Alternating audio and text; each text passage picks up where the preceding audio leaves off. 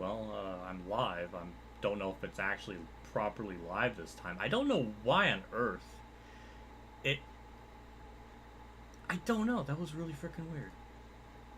Let me just double check my settings here just to make sure, because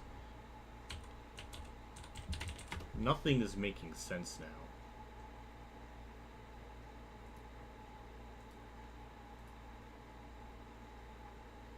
now. Okay. Okay, wow, we're actually properly live as it fucking should be. That's really nice. Yeah, I'm sorry for the delay. I mean, I was... Sheesh. I was gonna start at 5:15, but then it wouldn't work because it was still trying to do the stream from the Atlanta one that I didn't do on Sunday. I should have just deleted it, but I didn't, because I thought maybe I would do it later, like I would do that later in the week, or I don't know. I should have just deleted it, but I was gone. I mean, I was 15 minutes late originally just because I was feeling good today, because obviously my Kurt Busch car came in. That's fucking awesome. So I got BK because I was in a good mood. So, yeah. But thank you everybody for stopping by. I see Sprinter. I see BC Wizzle, Brand Taylor. Hello. You feeling better? Today I feel very good because that Kurt Busch car came in. That's fucking awesome. I'm very glad to have that in my position. It took a year, almost a year to the day of when I pre-ordered it. It's I can't believe how long it took, but it was worth it because it looked really freaking nice. I was thinking of doing a video on it, but I just don't think people are very interested in that. So that's why I made my tweet about it as well as my thing on Discord. So yeah. So either way, we're continuing Throwback Thursday with more Thunder 04 with Dover and Pocono, which we should be able to win Pocono pretty easily, but Dover I'm not 100% certain on. Point standing situation, we're pretty good. Like to build that gap up a little bit more because after Pocono, it's gonna be Michigan, and I know we're not gonna do well there just because the fuel strategy always kind of messes us up.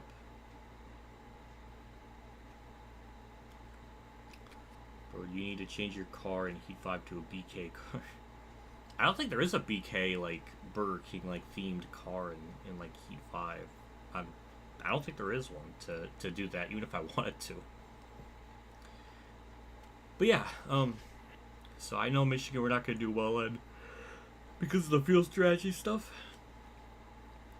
So, want to build up that point lead while we still can, which it should happen. I did some practicing, so I'm in my peak gamer form, and I'll tell you right now, this car feels extraordinarily fast. So chassis, we're bringing our best stuff, best tire wear, best engine that we currently have. Body is going to be 67. 69 car. It's not. Can't even talk. 69 car rating. Obviously, that's always nice. You always like to see that number, so yeah. I meant the car you always use online. In online. Oh, that's the gear wrench one. I used to. I don't use it anymore because I re-downloaded Heat 5 and I don't have like the DLC stuff anymore, and I'm not gonna pay like $40 to get it again. So yeah. But that's usually the car I would race in. Thursday night for Briggs Astafos Monster Mile and Giant Dorito Dorito Raceway. You DM'd me of the Pocono Raceway edit you did, and the Pocono Raceway like name with the Dorito background is maybe the most ingenious thing ever designed. That is perfect. I love that. I love that. It's so awesome. Orange and black 39. Oh, that one. Okay, yeah, actually, I have an idea what I was going to do for that car. Well, Well, I was gonna do like when I get a chance to do like Heat 5 career mode, which quite literally has taken like 4 months to do. I'm getting a little frustrated with it because I want to do a career mode with the cars that like High TV has done, but he hasn't put them in the game for me to get the files, and he's been like missing in action for over a month now, so I don't know what's going on with him. I'm hoping he's alright because usually he's always pretty active and getting back to me, so I don't know. I want to do a career mode for Heat 5 and use like the cars he designed for me, and I was gonna, once I got to the Cup Series, then I was gonna use that car and it would have been awesome, but who knows what that's gonna happen. But yeah, Jeff Gordon's first sprinter. Kurt started third. That's a good sign. That's awesome. Maybe Kurt can get a top 10. There we go. Now I got live chat on. Take Tony's BK car from 2009. Change it to 14 to a 39 and it'd still be a Sir Haas car since 39. You're lucky number. Oh, if only it was that simple. But ugh, what? Why? I have not yawned all day, and now all of a sudden, I'm yawning. Let me just make sure my settings are good. Last I checked, everything looked pretty good. So yeah, show up to qualifying. My car, I feel good about the car, so I know it's going to be good enough to be competitive enough in the race.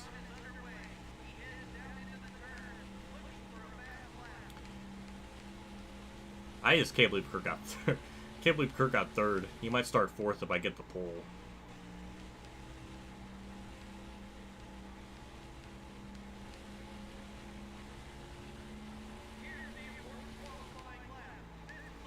Like I said in season 1, it's just, I don't know what it is with Dover. It just it gels with me really well. I feel very comfortable around here, and it's great. So 3 and 4 kind of messed up the corner, turned a bit too much. That's gonna be 21. That's fourth. Oh my God, Kurt's gonna still start third. I could have gotten about a 10th quicker, a little bit, but 22.0 is pretty good. So yeah, I guess the AI are gonna be pretty competitive. I guess. I don't know. Track used to be called Dover Downs. Dover Downs sounds like a medical condition. Oh God, it does. Oh, that's amazing. Yeah.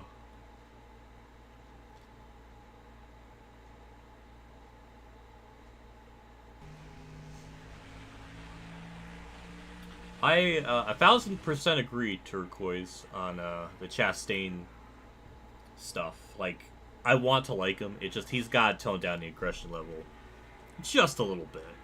That's all. Because, like, I'm tired of him having problems. Also, I didn't even realize I ran at 22 even. Like, perfectly. How does that happen?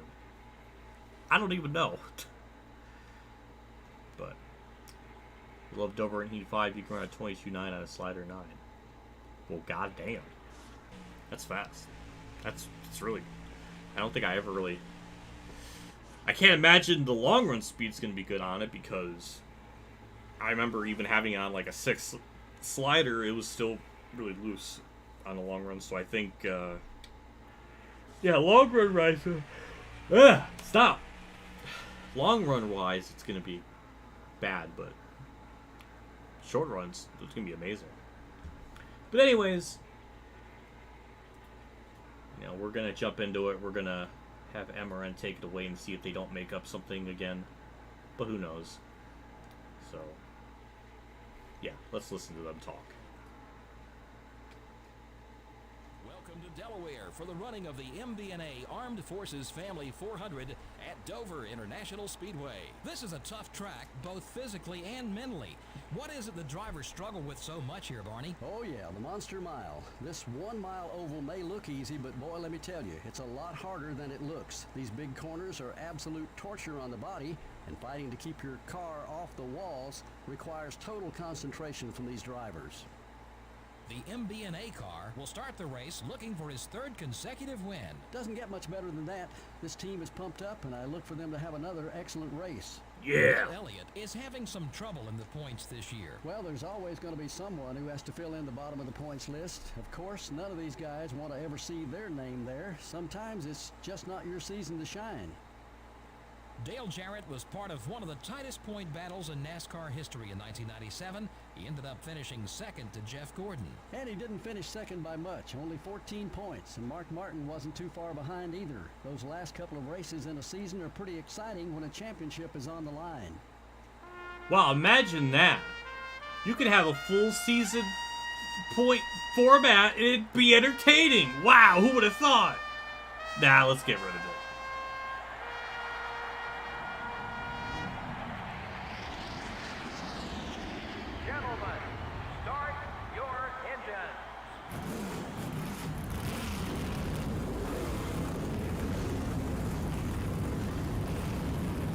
Alrighty.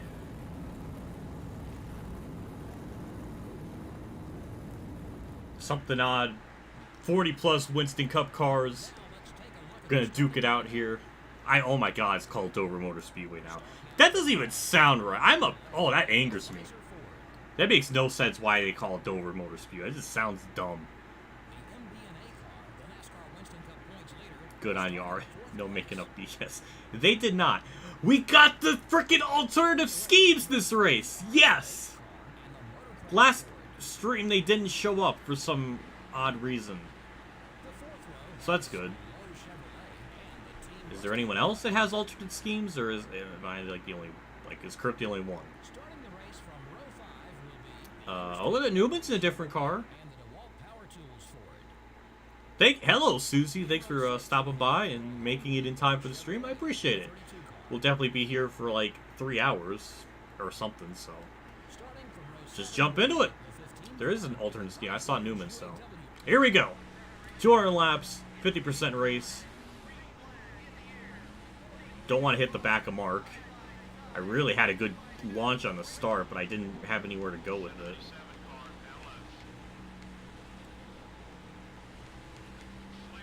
Oh god, oh my god.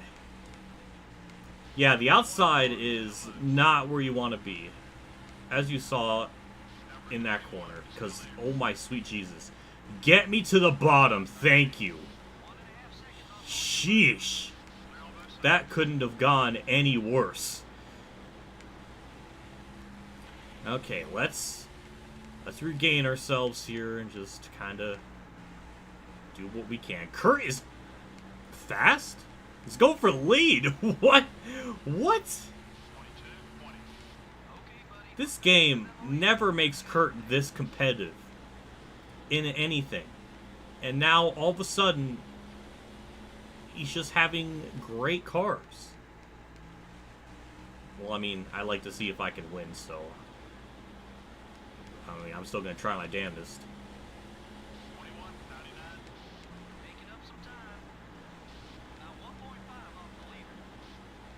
Oh yeah, we're fast. We're fast. I just can't get by Rudd because he's blocking. But as far as the fuel strategy is concerned, I did about 35 laps, and I got like halfway until around lap 33, so I don't know if we're going to have to pit a 3rd time. I know twice is going to be probably what everybody's going to be doing, but if we have to pit like an extra time, then that's going to really mess things up. Mark's dropping back, which I really hate, so that kind of bugs me. But yeah, our car is really fast. I can feel it. I just can't get around Ricky Rudd, and it's really annoying. I got around Mark, though.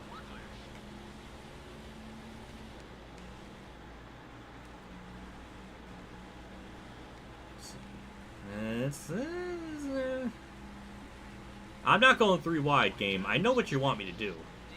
You want to put me in like a bad situation and like cost me everything, but we're not doing that today. This is a new what if where he's gonna not do stupid stuff and make it 3 wide.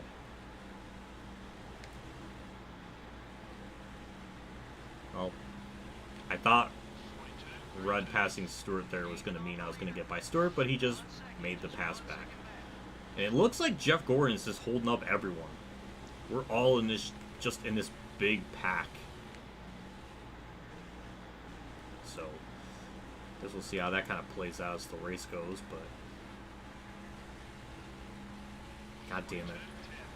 It's really hard to make a pass. That's what I'm starting to learn.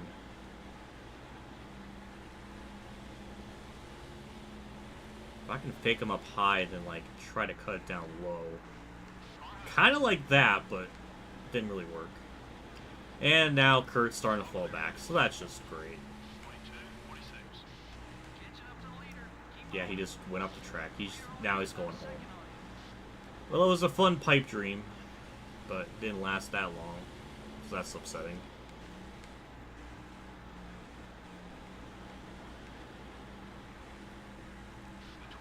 Alright, let's get by Stewart.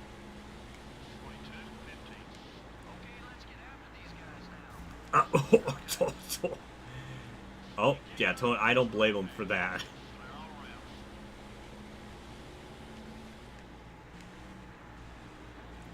Yeah, when Thunder 04 came out, or when I was playing Thunder 04 when I was, when I was like 9 years old or 10 years old, I don't know why I thought Dover just had a night race in 2003. I always thought they had a night race, and then they went back to it in 2004.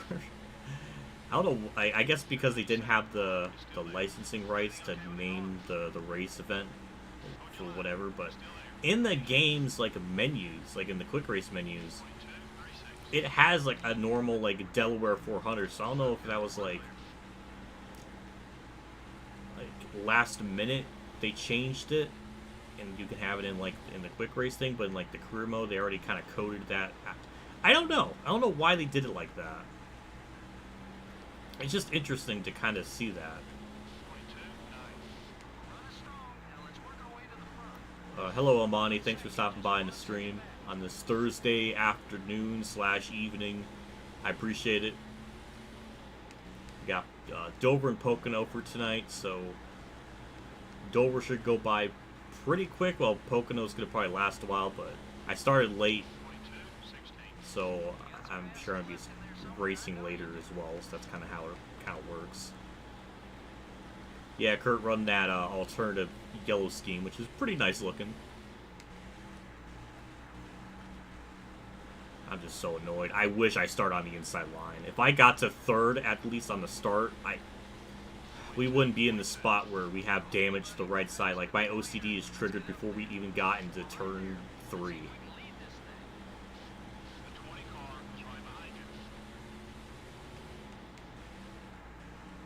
But we are very quick, as we see here. Like, we're keeping up with them. I say we're a little bit faster. It's so hard to make a pass because the straightaways aren't long enough, and it's just they keep blocking. What I do on the 4th of July, not a whole lot. We never really do anything crazy for 4th of July. It's mainly we just watch our neighbors set off fireworks because there's like 2 of them. Actually, there's like 3 or 4 that like set off fireworks, and it's insane. It's crazy. We just kind of sit outside and watch it. That's really about the extent of it. So it was just a very chill type of day. Just for that brief little moment, you kind of forget about all the problems in the world and just kind of spend time with family. It's just, it's nice. Even if it's just my mom, because Dad's usually asleep. It's still a nice time. And I know my mom really likes and really appreciates me going out with her to watch the fireworks. So that's awesome. Oh God, emulator, Jesus Christ! The frame stoppage from Heat 5 has somehow festered its way into this game, I swear. Dale Jr. just hit the wall, but... Yeah, now our car is coming to life, I think. I don't know. We just made a bunch of passes really easy. And now all of a sudden Ricky Rudd's going for the race lead. That's freaking awesome, but... Wow, he just took it. Took it right out of Gordon's hands. Well, damn! I like it. I like to see that, but at the same time, I want to win too. I want to keep my race win streak alive. Hence the title of the stream. There we go, to the inside of Gordon. Now the only problem is just like how bad the tires are going to fall off in the long run. Because like right now we're doing really good. I just don't know how bad that fall off is going to be, and I don't know if we need to do another pit stop. I don't really know. I'm just very concerned about that. So, and it figures that we have to race Ricky Rudd for the lead, even though earlier in the race we were like 8th and 9th, and he was blocking up a storm, so like I couldn't even get by him before. How am I gonna get by him now? I guess just like that. I guess that makes it easy. Alright, new leader. We led that lap. The game almost exploded because I took the lead. It was just that amazing. Well, now I guess all I can hope for is a top 10 Kurt finish, which we were almost going to get that at Charlotte, but then he pitted, I guess, right at the end, so he got like 12th. So that was kind of heartbreaking because he was running 5th for like all of that race. So that kind of makes me a little salty. Hey, Jimmy's in 3rd, so if Toxic's ever in here, he can be like, oh my god, Jimmy's leading. We're about to catch lap traffic. That's going to start to become an issue. So I think we have to pit every 63 laps, I guess. Don't know why the... Again, my computer... Well, actually, I didn't even have a chance to talk about this. My computer didn't have an update, but... we lost power yesterday. And it was quite possibly the most miserable experience I maybe ever had. About as... Why is it doing it in just the front straightaway now?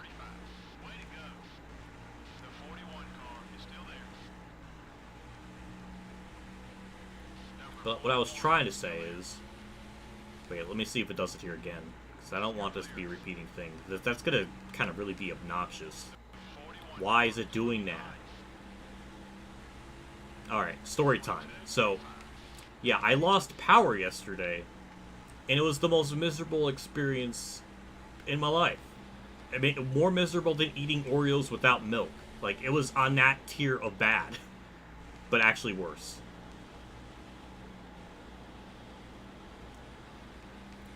Because it was like 85 degrees out. My room has always been too good of keeping in heat. Like, in the wintertime, it is phenomenal. But in the summertime, it is dreadful. So, I always need the air on. And I went to sleep around like 10 a.m. And I woke up at 11:15, realizing the power's not on. And I woke up because basically I was stuffy. It took less than an hour for my room to get warm enough to the point where I can't sleep in warm conditions. When it's like hot like that, I cannot sleep. So I went all yesterday pretty much dealing with like slightly over an hour of sleep. Then the heat was like killing me, and I wanted to shower and I couldn't. And when I don't shower, it's just like a miserable experience. Because personally, I always do like every other day. It just seems like it helps my hair out better that way. And that was the day I was gonna do it. And it's like, if I don't get it, we're gonna have some problems because it was miserable. So I was miserable because I couldn't sleep. Miserable because I was stuffy. Miserable because I was hot. Miserable because I didn't have a shower. So it was like the quadruple factor of just misery. And I basically resorted to going downstairs in my underwear because it was that it was that hot out. I needed to be in that kind of condition. And then I had like a spray bottle of water that was left over, because usually that's like for if you ever like cut your hair. Like if I ever have my mom cut my hair, that's what we use to kind of wet the hair, or just anything in general, or to spray at the cat or dog if they get in trouble or do something. So I used that. And it was the only thing keeping me wet, was that. And it was just awful. 6 hours of that. I mean, it's just... It was just miserable. And, like, I couldn't even sleep through it. Because, usually if the power goes out or something like that happens, I just sleep through it.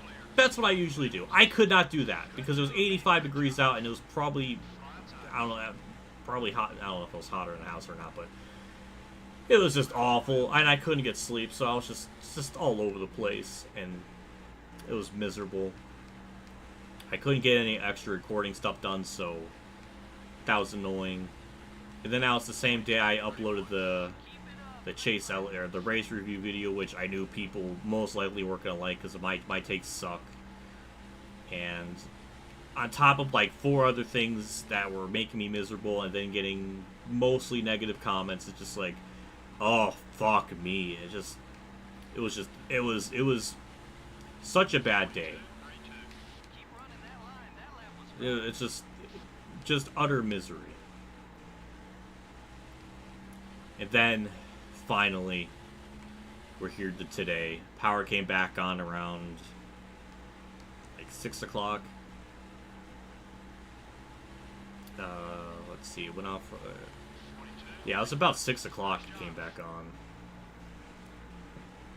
And by that point, I was just really annoyed, and yeah, it was an ugly day.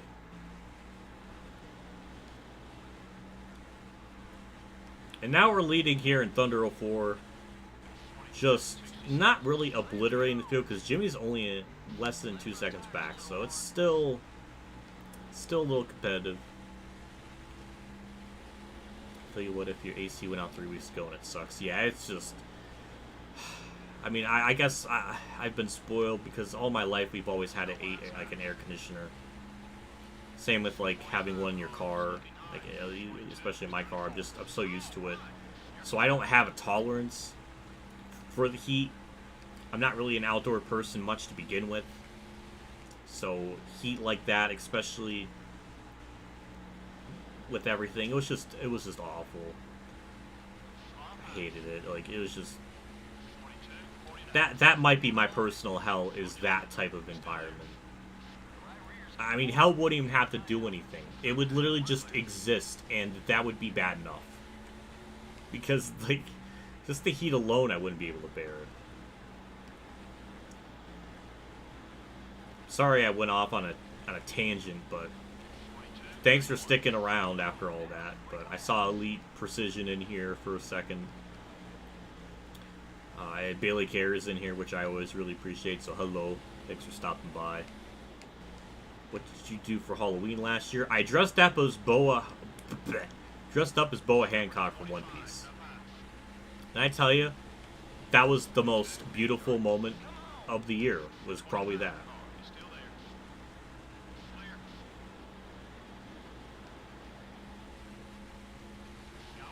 So we hit around halfway on fuel on lap 33, so we can go to about lap 65 to 66, which is very concerning because then we can only go to lap, like, even if we push it to 66, that's 66, 122, or 132, and then 100 and... it might be perfect. I don't know. We might have to stretch it as far as we possibly can.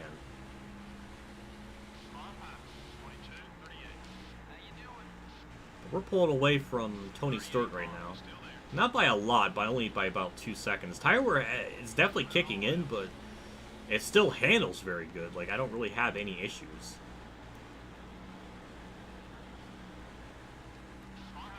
getting around lap traffic pretty easily.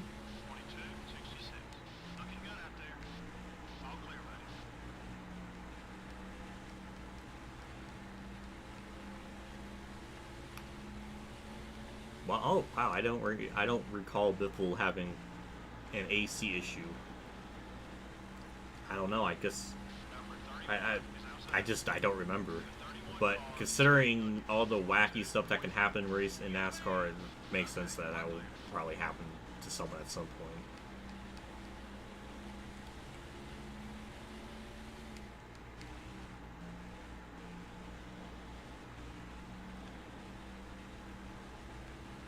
Oh yeah, so I was also gathering just the original footage for the NASCAR 08 like videos I've done for PS2.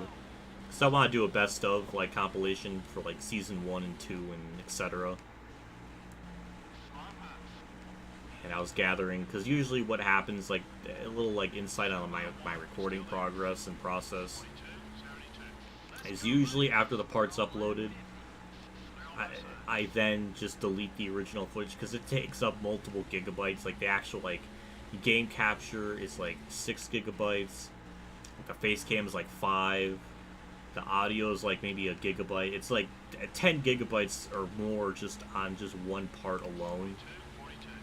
So I just like to usually get rid of them once they're like uploaded. But this was before I got my hard drive, so I didn't think to save them somewhere. So I basically had to re-download them all, and I wanted to get them in like the best kind of picture quality possible. So I didn't want to download them through like YouTube downloader, because usually it always kind of compresses it and makes it look worse, and I really can't afford to make my freaking videos look worse because my face cam looks like trash, and I really want to get a new one, but that's a whole other tangent. Because to get like I would like to get like an actual camera that has like a thing that you can flip the viewfinder so you can see yourself through it. But to get a good one, it's like $600, and I'm not gonna fork out that money right now to do that because it's just not realistically possible. So I'm not, hell no, I'm not doing that. But yeah, I just delete the videos. Like when they get uploaded, I just delete the original files and stuff just to get more space. But now that I have my hard drive, which is 2 terabytes, we can, I can do that. It's not gonna be a problem from now on. So I had to painstakingly go to the YouTube videos and download each video individually, one at a time, because you can't do like bulk downloading. So that took me like 5 hours or 6 hours just to do all that. So that was hell just to get to. It's still not done. I think I've only gotten to 20, part 20. So we're still not. I mean, we're barely halfway. So it's just ridiculous. Also, Tara Labonte has costed me so much time right now. I need to get by.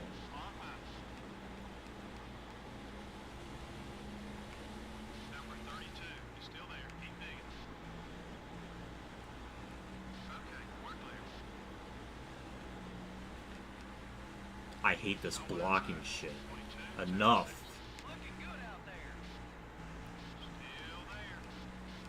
When is the Cup Leech series thing coming out? I'm working on the script, pretty much. I guess the hardest thing is just to start a series, because like I don't know what the format's going to be, like how it's going to be structured, and I think I'll figure it out obviously as I go along with it. But it's just hard to kind of start it and kind of like find the right words and the right phrasing. But I have basically all the information I need, and once I get to the like the actual like meat and potatoes of the video, where I talk about like each race, 1982 is not going to be hard because there's only 7 races where there was a Leech winner, and for the first couple of years it's pretty simple. Like there's only like 7 or 8, not too much to digest. But then when we get into the late 80s, it starts getting bad. And then it just kind of progressively gets worse. And what I noticed is from like 1999 to 2018, something like that, 2017, 2018, there was so many different leech winners. It was insane. It was like, and in the video, obviously, I have to explain to like what I define as a leech, like how we constitute that and how we can factor that in when we begin it and everything. So there will be a little bit of an explanation of just like what constitutes as a leech, so we know like what the cutoff is. So I have like a cutoff of like, you know, how many races they have to run in Cup for it to be considered a leech, and other ones that like consider aren't. So yeah, it's just a whole bunch of stuff like that. Once we get through like the introduction and getting that stuff out of the way and situated, and just talk about each individual race, it'll be very, very easy to get through that, because the first couple of years are not that hard to do, because 90% is just regulars winning. But yeah, so that's why it's hard to say when I don't like when it's gonna come out. Also, I'm just so busy every day. I mean, I basically do videos and work on stuff 6 days a week. You know, Monday through Friday, if I, you know, factoring in like a power outage or something where I can't do anything. But generally, I work on stuff 6 days a week, so I'm always really busy. So it's hard to find extra time to do that. I really hope I can.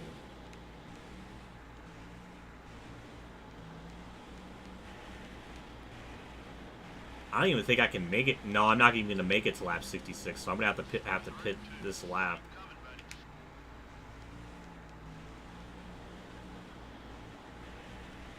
Yeah, I cannot even make it to lap 66.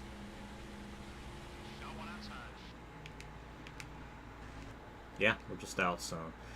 Yeah, we're going to be screwed in terms of fuel strategy, which is very, very unfortunate.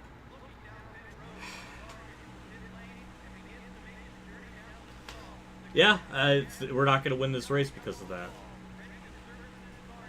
Because, like, we're going to have to pit 65, 130, and then 195. And they're going to be able to probably make it to, like, lap 70, so we're screwed. That's really unfortunate, because we had a car to win, for sure. Of course, yeah. Yeah, I'll just make things worse and just have our pit crew absolutely drop the ball. Throwback to NASCAR 08 on throwback day. That's just even more perfect. So thematic.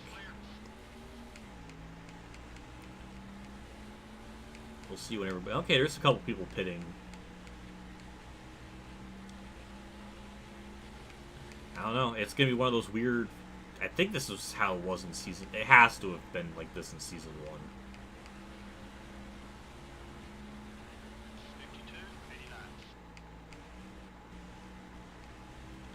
I don't know, we definitely, after we get this upgrade, that's going to be done after one more race. Next thing we're going to do is work on the efficiency, because that's the one thing that's holding us back. Everything else, I think, in the car is pretty damn good. So I think that'll be something I'll be focusing on with the next upgrade.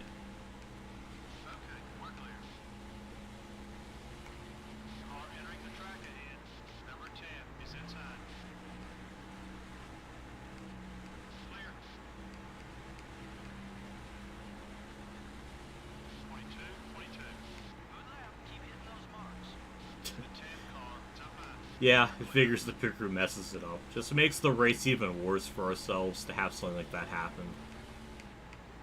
Fittipaldi, we got to him at the worst part of the track. We'll get by him. I think we're going to cycle back down to lead. Dale Jr. is right behind me, so...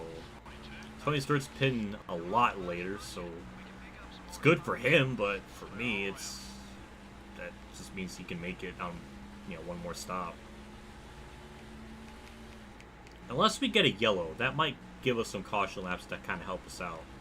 But the AI almost never wreck, so I don't think that's even going to happen. Robbie Gordon is for position, and that's really weird. Why am I making a pass? Ugh.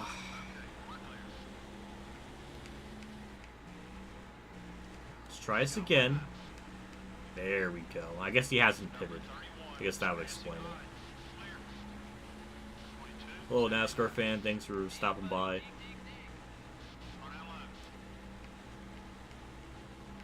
We're going to see where this puts us after everything's said and done. I don't know if Burton's pitting. I don't know who's pitting, who's not. Okay, he is pitting.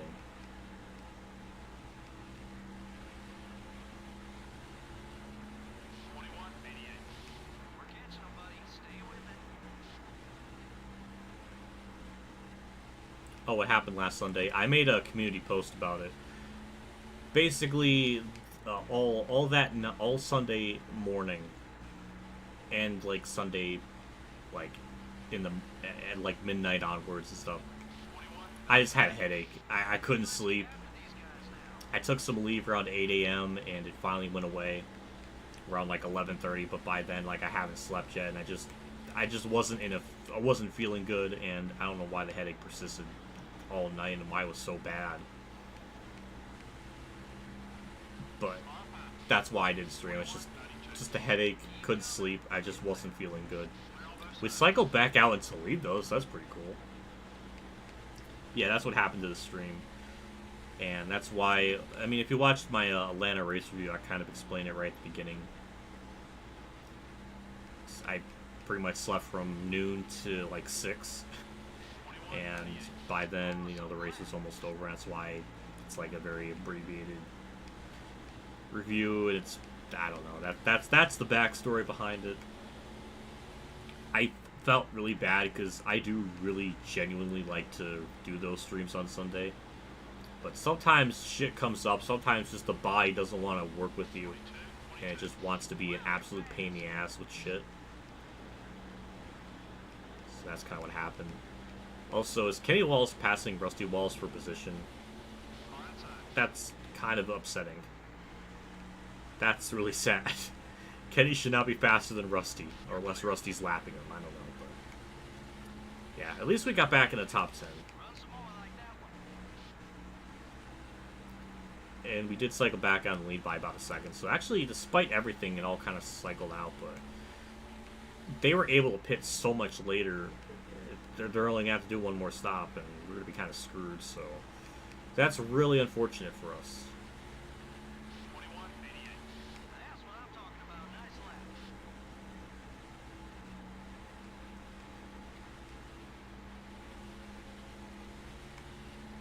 At least the AI are giving me a pretty good fight. It's not just me curb stomping them, so I like that. They're just there in my sight, just kind of lurking.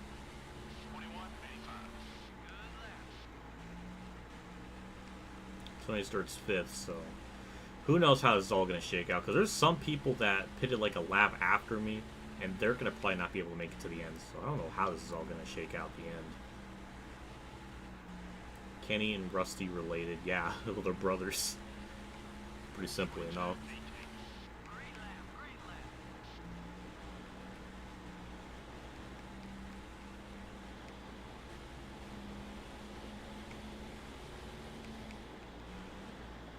Hit up Smokey Eunuch for the beers. I got to. I definitely have to.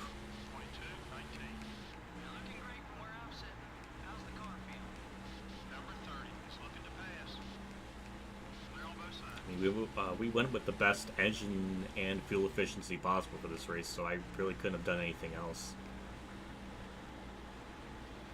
Ooh, hello, Toxic. Yeah, I'm looking forward to the stream, even though I'm going to be, you know, going through the Pocono race when he starts.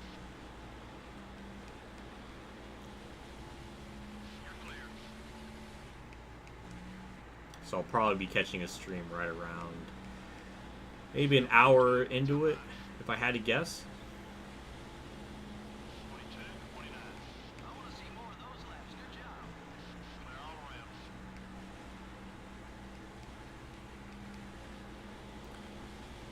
Jamie McMurray, why?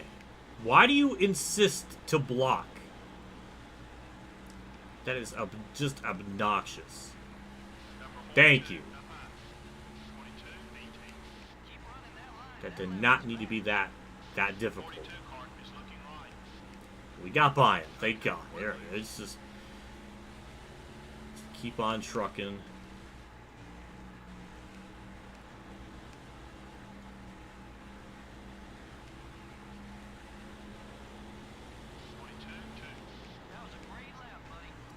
Well, I guess I summarized it at the beginning of the stream where it's like, you know, I have a good chance to win Dover. I guess I should have clarified that I have good race pace to win. As far as fuel strat is concerned, that's going to be another problem. McDouche, get out the way. Yeah. Yeah. You know, maybe Bruce is onto something. Maybe he is, maybe McDouche is evil. I mean, that was very sinister how he just blocked me like that.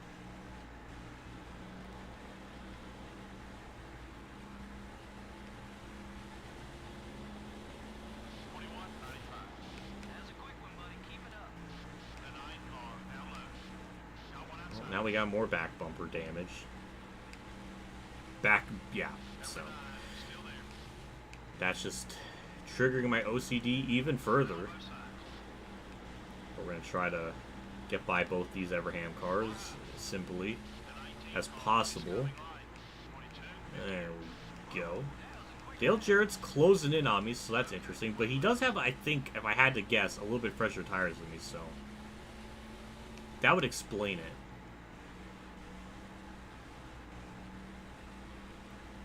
How many cars did we lap, though? I have no clue.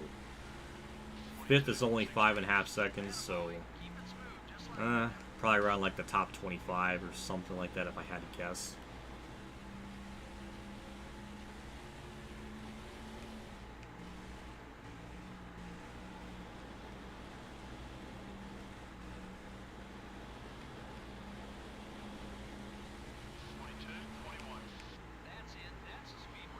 Luckily, this car is fast enough and it sticks good enough to the point where I can just do that in the corner and get by him, because God, the lap traffic is just obnoxious. Piccolo in the green 19 Dodge. You know, I should have thought of that. That makes sense.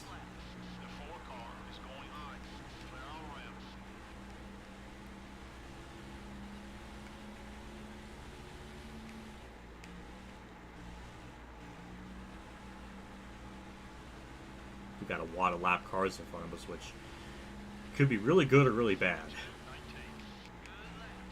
Newman's up to 4th. Remember how far back he started? He was like in the 20s, so props to him for making an epic rebound or comeback.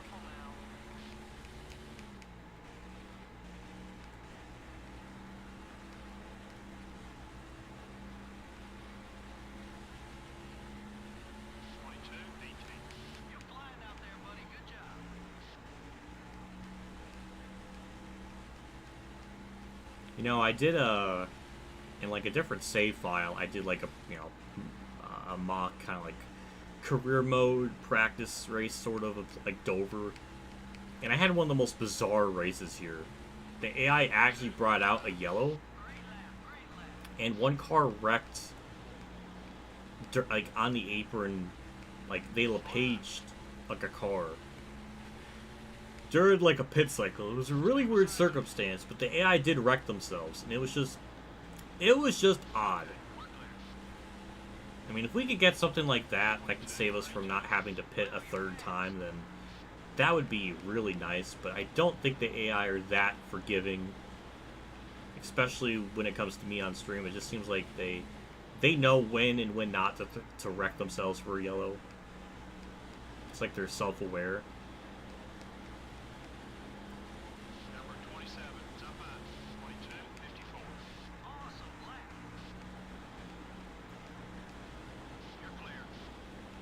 Luckily, we got around those lap cars without much of a problem.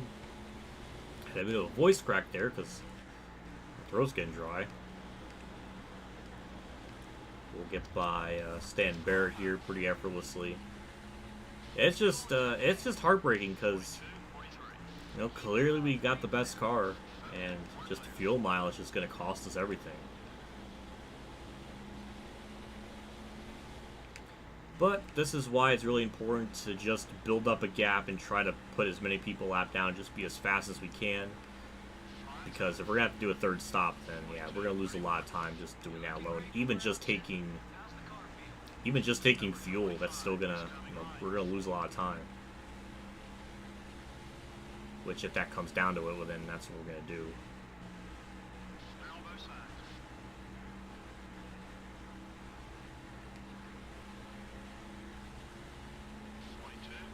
Yeah, Stuntman Barrett. Well, it was funny because I swear I feel like in like 2006, NBC would always mention that if he ever wrecked. They would always say he's a stuntman. I don't know why I remember that. It's just something random.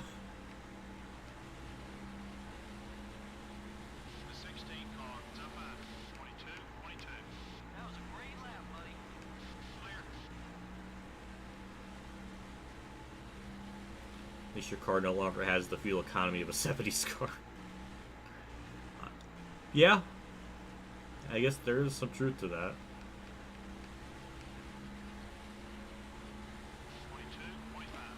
That's a quick one, buddy. Keep it up.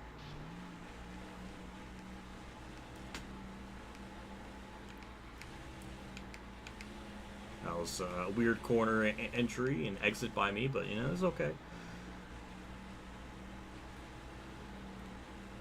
So we're going to be pitting around lap 130, so we're getting to that limit here pretty shortly. I would love to go a little bit longer, but the car just doesn't have it in it to go that far. I wish this game was smart enough where it's like if I'm off the gas, it doesn't burn as much fuel. I do remember liking that about the Heat games where you can save fuel by letting off the gas. It just seems like it's really, really hard to save fuel in this game because it still acts like you're burning the same amount of fuel as you are if you're like on the throttle. It should be probably the opposite. I don't know, it's just weird.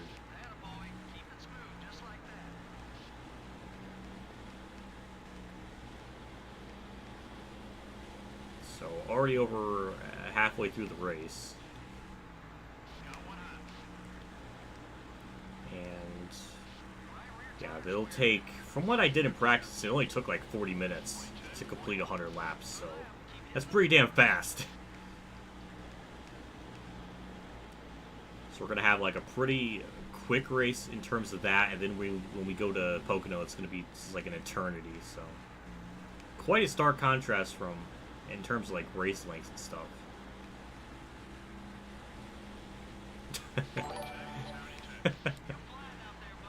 Winner of this race gets a kiss on the cheek from a Stolfo and a Monster can.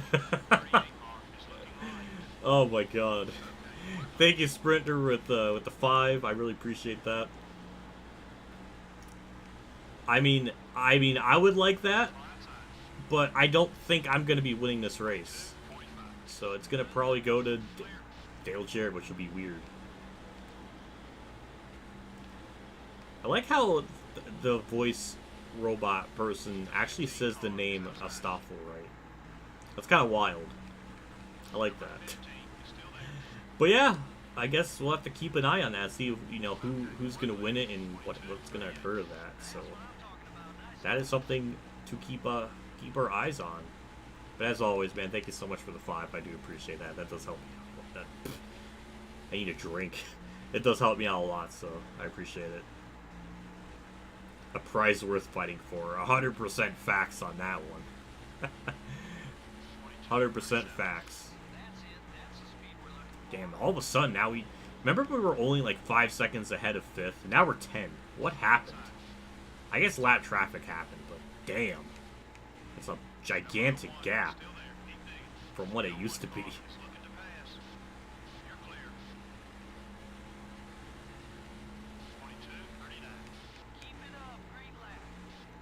I don't know what happened back there.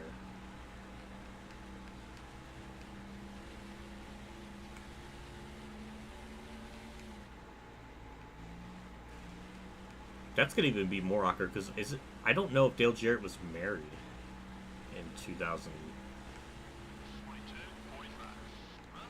we're gonna have some controversy if he ends up winning this race and is getting a kiss from a stranger. Uh-oh. Is that why he got divorced or something? I don't... because... Is that this universe's lore? His wife thought he was cheating on Astafo. Oh my god. Maybe Wallace and Ward are holding. I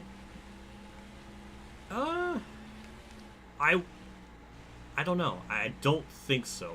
I mean, usually you can really tell when AI drivers, like, when they blew up and then they get back on track, they are noticeably very slow. I have not seen that from anyone yet in the race where they've been, like, really off the pace. So I don't think that's the case right now. I guess it just happened organically. As organically as possible, if I had to guess. So I don't know. It's just, it is weird, that's for sure. How that, like, interval kind of changed.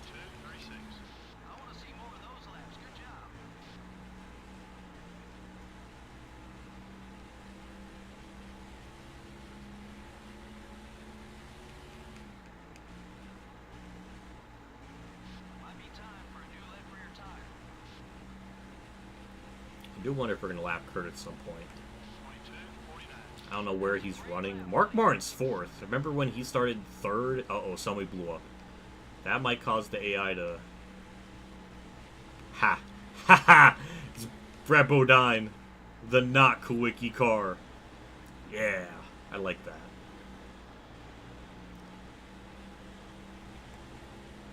They didn't even stack up the field or anything. Like I was saying, Mark Martin started 3rd or 4th, and he dropped back like a rock on the start. Now, all of a sudden, he's in 4th now. That's kind of nuts. Yeah, it's weird to think about. Go Mark.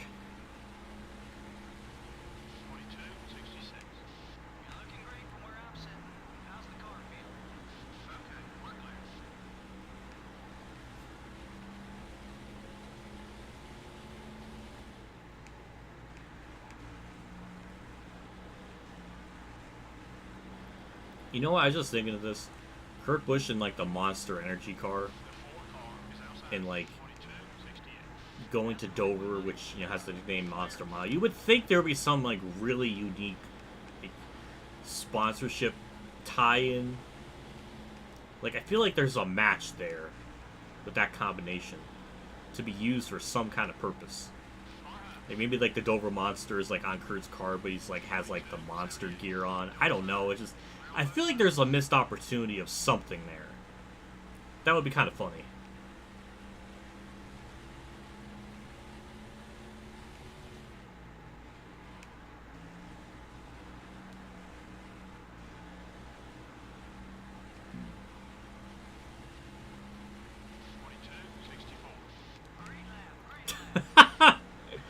Oh my god, Toxic, you comedian. You little comedian, you did the "Are you winning, son?" meme and turned it into your own little Jimmy meme. That was adorable. But to answer your question, no, I have not gotten an opportunity to do it yet. He was running up in the top 5. Yeah, he's not anymore, but I'm assuming he's running in the top 10 somewhere. So he doing better than normal. So good on Jimmy for performing adequately.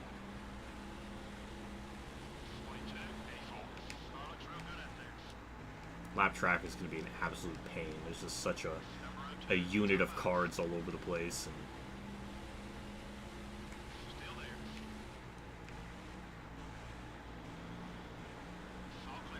we're gonna lap Bobby Labonte.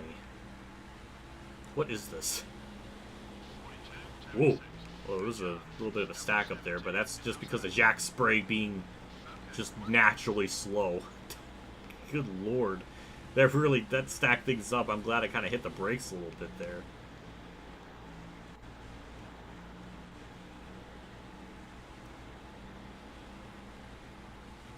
And good run off the corner. Hello, Kenseth. Oh, ooh. Oh, it's awkward.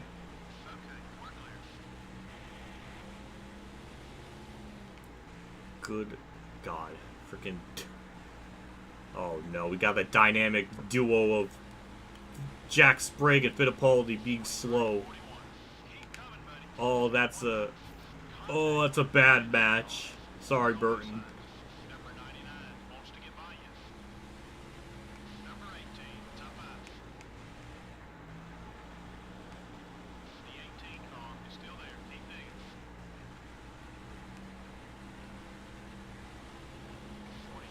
Samurai Jack Sprague. Not bad, I like that. Yeah, we'll pit at lap 130. Maybe lap 131 if the car allows it, but I don't think it's going to. We built up such a lead over the rest of the field. I think even if we take a third stop right at the end of the race, I still think we can probably manage a top 10 finish. I think that might still happen.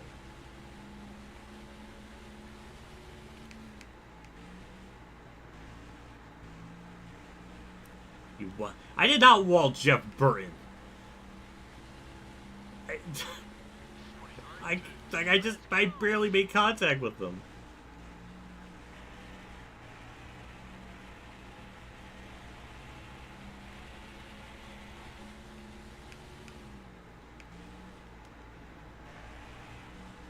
I should have pitted that lap. I should have definitely pitted that lap.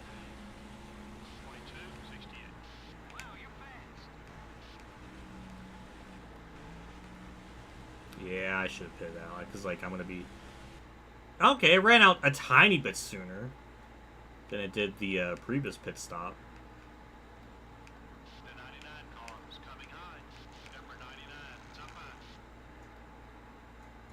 Alright, well, I could have been a little bit better, but it was not bad. I'll take that.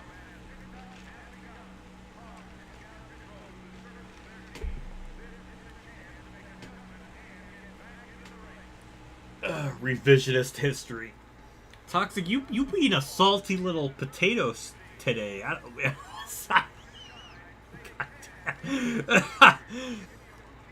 Salty potato. I'm offended. I'm offended for myself. Anyways, pit crew did a good job. Well, 17, that's kind of slow, but not bad. Better than the first stop, but they were like 19 seconds.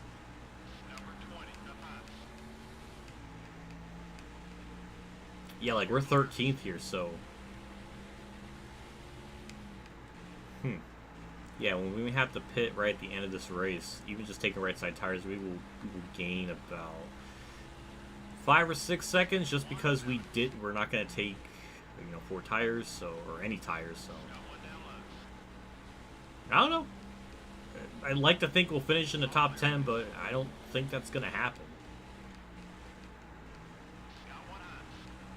I'm very concerned about it.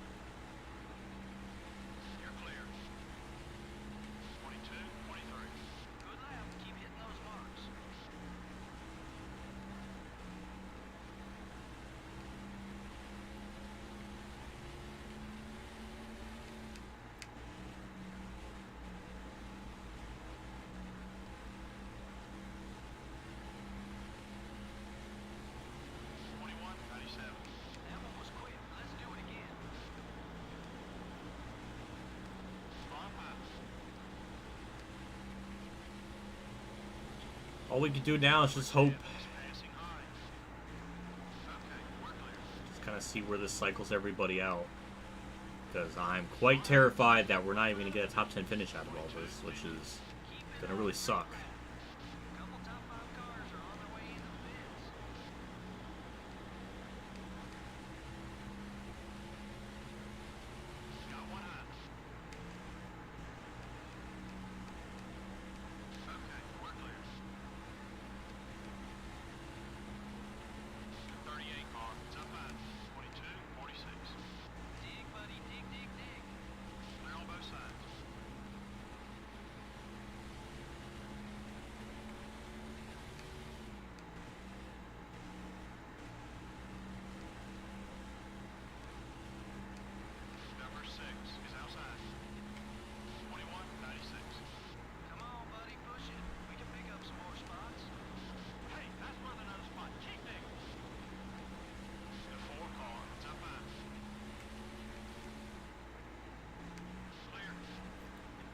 I don't know. It's just something about this track just feels so comfortable with me. I said that earlier, but it's just, I don't know. It just gels with me. Certain tracks have that feel. Like certain ones I do, some I don't. Oh God! Oh boy, that's that could have been really. That could have been really bad. Dale Jr. and Marlon had some contact. Words were exchanged in the meantime, I'm sure, between those two. And that slowed them down.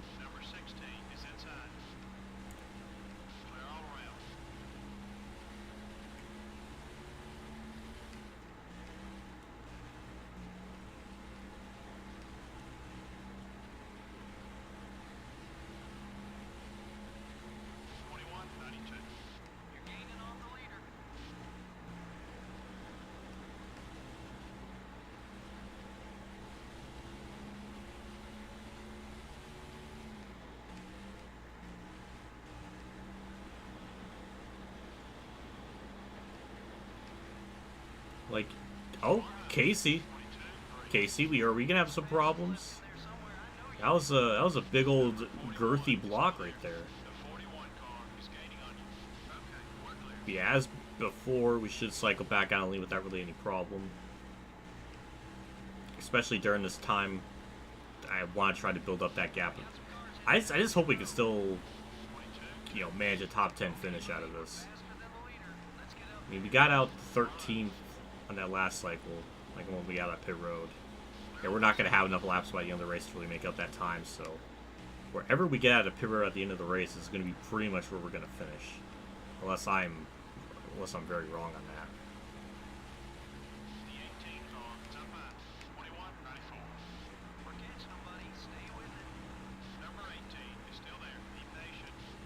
That's Tony Stewart. Wow, okay, we're actually going to not cycle out in the lead. Interesting development. Probably running out of fuel off turn 2 didn't really help matters either, so I guess I shouldn't be totally surprised by that. But man, we are about to lap up to, I don't even know, freaking 5th place here pretty shortly. Kurt's still up here, so I guess he might be still in the top 10 if I had to guess. Kurt holding up Stewart, which I really appreciate, so thank you. Oh, he's still holding him up. Hey, thank you, Kurt. I appreciate it. He knows. He's still holding him up. What a Chad!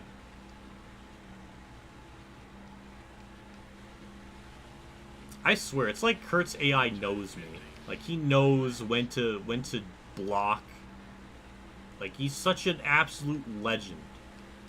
Stewart's got more lap cars to worry about, which is even better for us.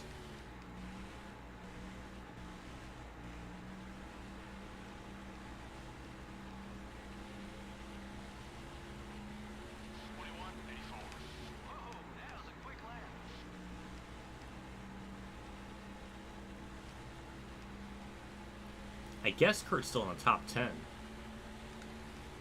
And Gordon's only a couple seconds up the road from even Stewart, so he must be in the top 10, which is pretty damn good.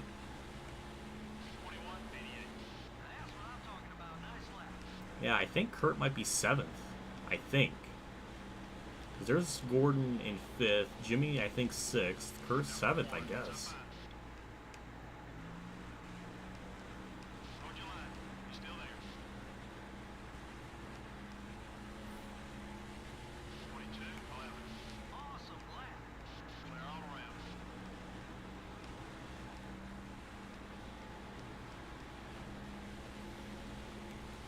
Oh no, Newman! He was running at the top 5. He started in like the 20s and moved his way up through the field, and he was having a great comeback. And well, that's another spot for Kurt potentially. Kurt is still holding up him, which I appreciate, but it looks like he's gonna lose it finally. So doesn't help either that Mike Skinner is like just being an absolute dumbass right now.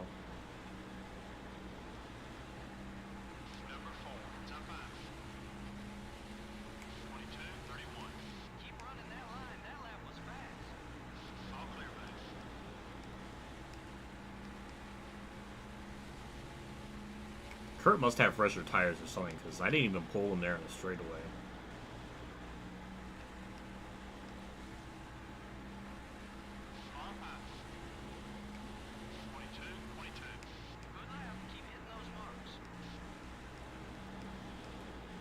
Damn, just imagine if this was just the race for the win. Like, I know I had to pit again, so that kind of ruins it.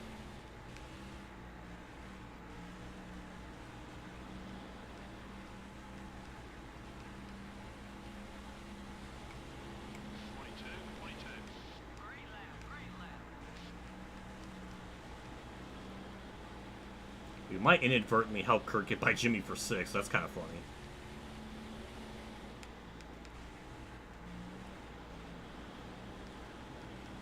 But you know what? Jimmy's starting to fall off a little bit, it looks like.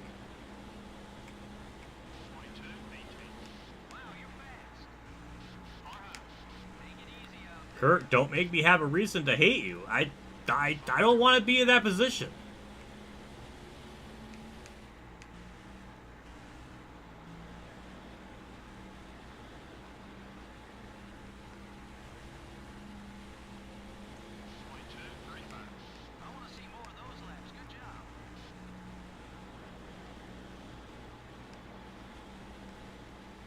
God, I'm tired. I'm tired.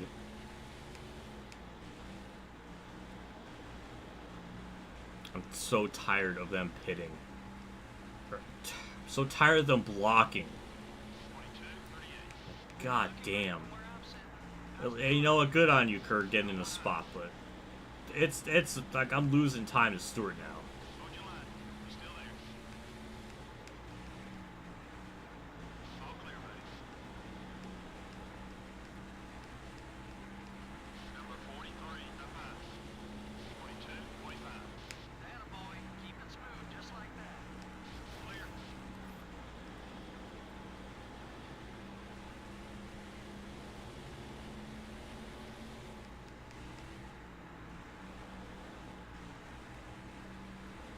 I don't understand this. How is Kurt so fast? He's about to get 5th from Gordon.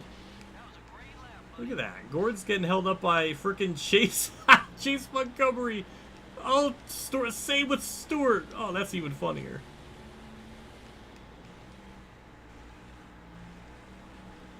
You go, Kurt. You go get yourself a top 5. Am I like arrow pushing him to get to 5th? I don't know. I can't get by him. He's being stubborn. Kurt is about to unlap himself because Chase Montgomery is just being in the way, blocking both lanes. What is this? What is happening right in front of me? Sorry, Kurt.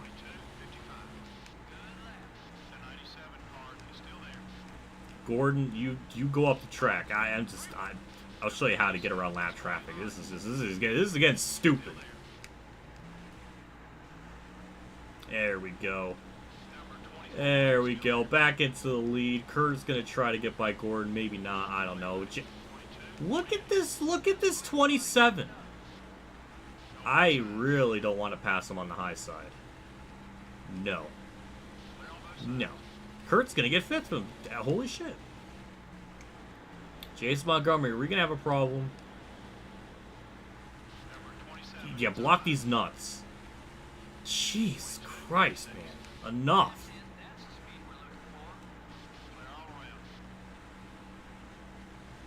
Alright, well, Kurt's now 5th, so that's kind of hot.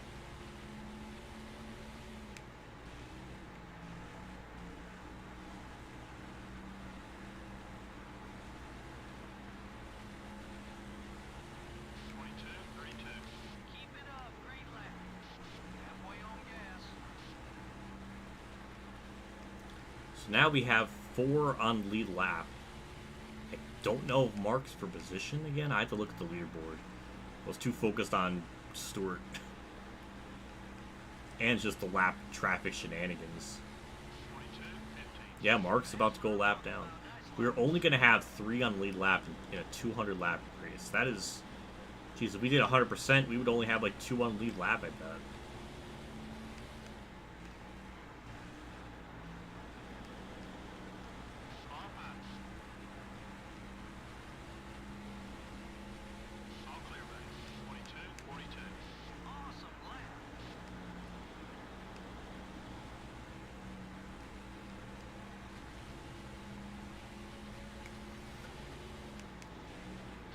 Well, unless Kyle Petty wants to become a problem. I mean, it's kind of helping Kurt out. Kurt's just fast all of a sudden. I don't understand this. Like, he's really fast. Kyle Petty! Frickin' idiot! Get out of the way! Oh, there's some crunching. I don't know what happened back there. I don't know if Ricky Rudd's for position or what not, but... No. Oh, yes, he is for position. Now Ricky Rudd's fast. What the hell happened? I just brought everybody together. He wants to show you his Chungus rookie stripe. I guess so. I guess that would explain it.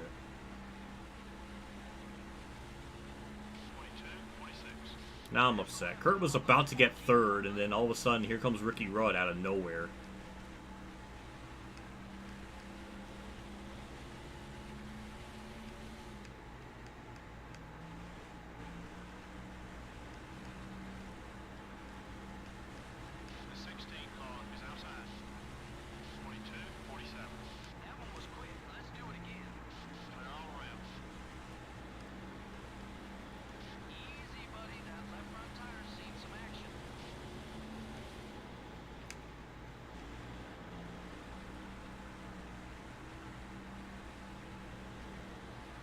Ricky Rudd's about to unlap himself. What a freaking badass.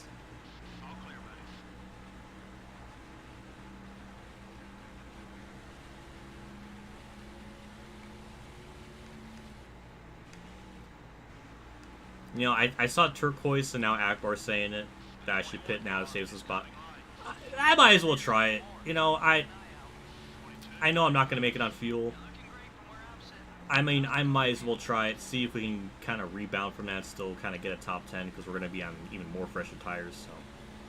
We're going to do that. I'm pinning this lap.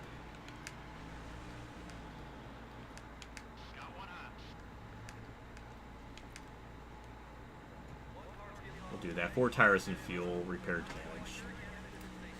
damage. We'll see if it works. I don't know. It's worth a shot. We'll see if we'll see what happens. I was running 13th on that last green flag cycle. Like, when I got up here, I was 13th. So if we finish anywhere better than that in this one, like, this will be definitely a net positive with this strategy. Potentially, because, I mean, I'm sure we gained more time on the field since the last cycle, so I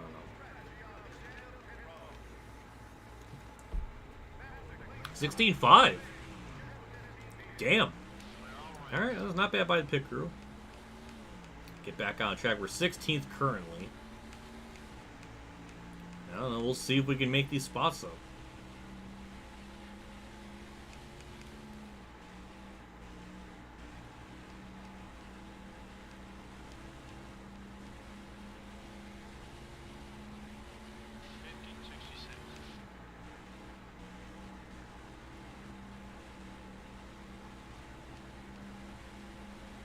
We're going to be about 30 to 40 lap fresher tires than the rest of the field. So, yeah, we're definitely going to be a lot faster. We'll see how much time we can make up, though.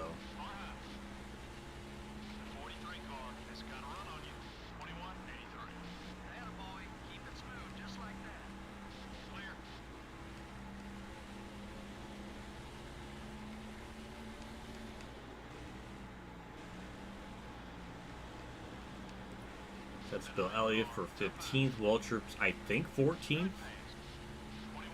Yeah, Jeff Burton's 13th. I see him. No, actually, I don't see him. I don't know where he is, actually.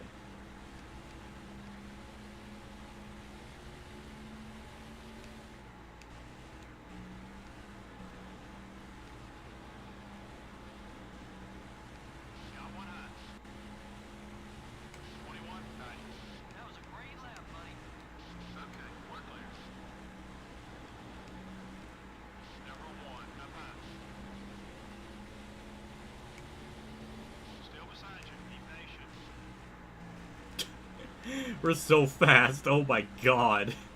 Sorry, Rusty. Damn, we just absolutely shut him out of the way.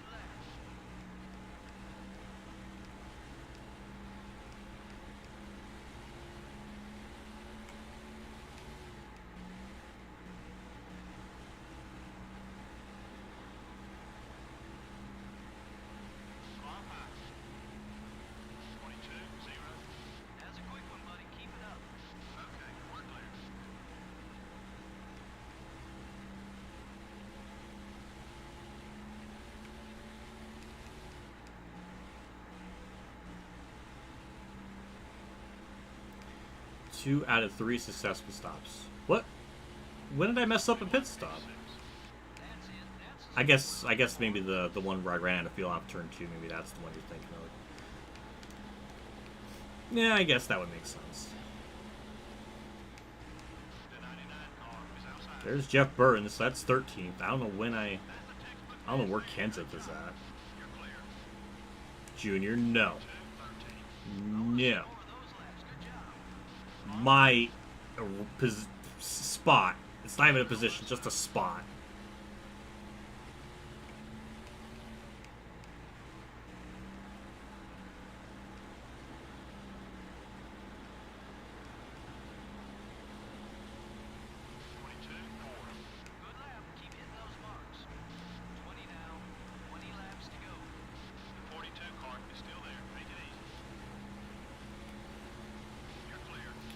Oh, okay. Okay, I see what you mean now.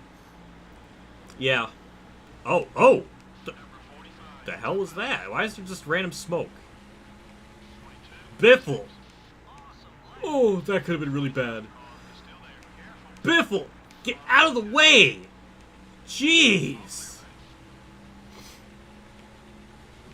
Again, that could have been horrendously bad, but it didn't. There's still smoke. I don't know what happened, but that would really suck if we get a yellow now, because then that means I could have just stayed out and played it like how I was going to do originally. And that would have really pissed me off.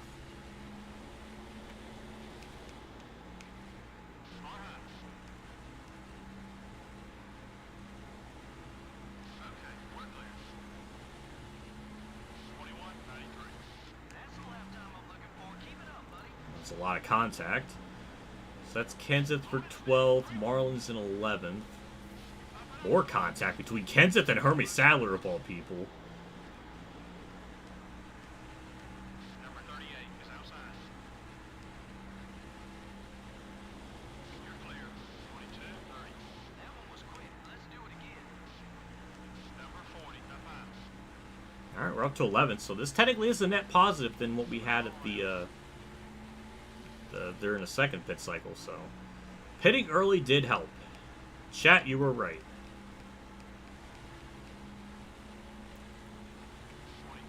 Bobby Labonte's 10th, so yeah, we're definitely... Oh, Gordon's in 9th, so yeah, we're definitely going to get back in the top 10 for sure now.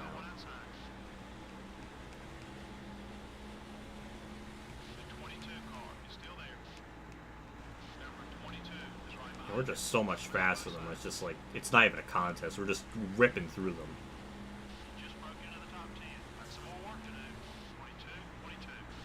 There we go. We'll just get by Gordon. It's just... Oh my god. I guess that's how good it feels when you're on like 30 plus lap fresher tires than the rest of the field. Jimmy's for 8th. Harvick's 7th. Can we sneak back into the top 5 after all this? I don't know. It's just, anything's possible now.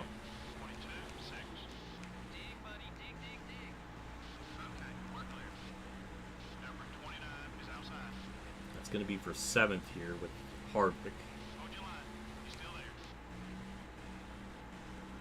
Jarrett's, I think, 6th. A lot of lap cars, so good for us, I guess. Kurt, oh, we're going to have to steal it from Kurt. Oh. Oh, that's going to hurt. That's going to break my heart. Oh. That's probably what's going to end up happening. Oh, I hate my life. Unless Kurt gets by Mark, I mean, I guess that would help out. That's a mess.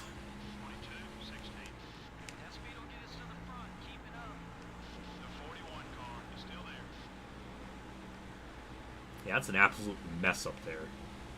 Never mind, Kurt's not in 5th anymore, it's Mark. Nope, never mind, Mark's... I don't know what's going on up there. Yeah, we unlapped ourselves. Who the hell is leading this now?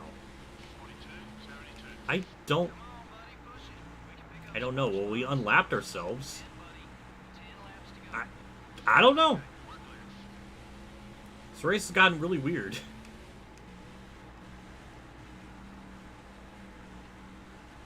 I'll take a top 5. I don't know where Stewart's run though, so we still might lose out to points on them.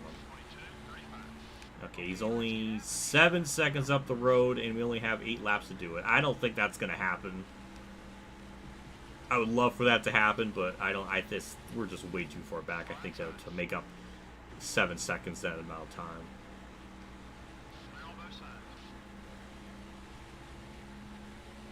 So Kurt's currently 7th.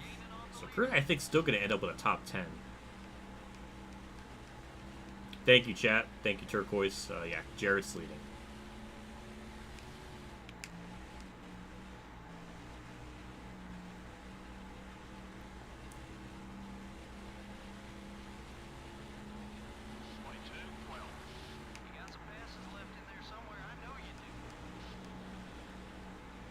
Yeah, Stewart's just way too far up the road. I don't think we're even going to lose any points. We might have actually gained a little bit because we've led the most laps for certain. So, I don't know. I think it's going to be a net positive for us with the point position situation.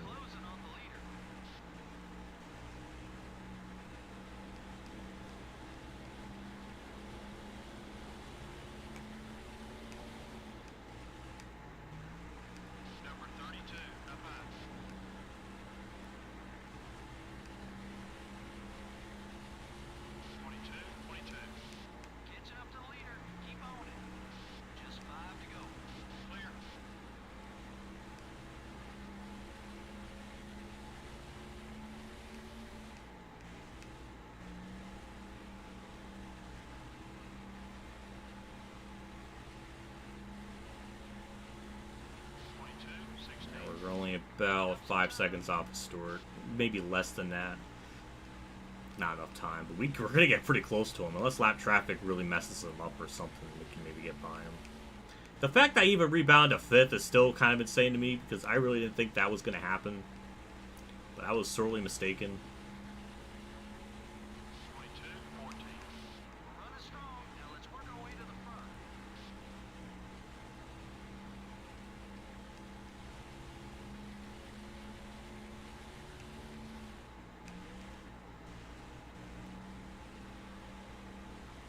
This car is so damn fast. It's absurd.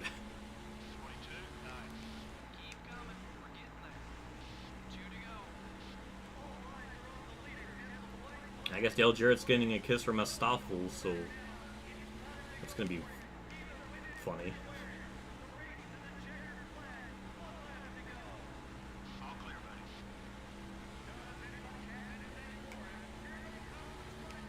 At least Kurt's gonna get a top 10, so I'm always up for that.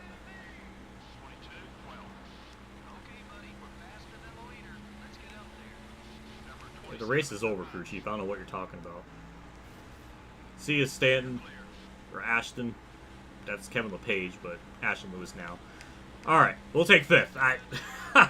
We'll take 5th. I'm fine with that. Sheesh. Dale Jarrett won. Kurt got 7th. Yeah. Not a single caution lap was run in the whole race. Well, that's good news for all these race teams because that can mean one thing: no major wrecks. The MBNA car manages a top 5. Well, it may not be a win, but a top 5 in this NASCAR Whiskey Cup Series, still a great accomplishment. From all of us here at EA Sports and MRN, thanks for joining us today. We'll see you next week at Pocono.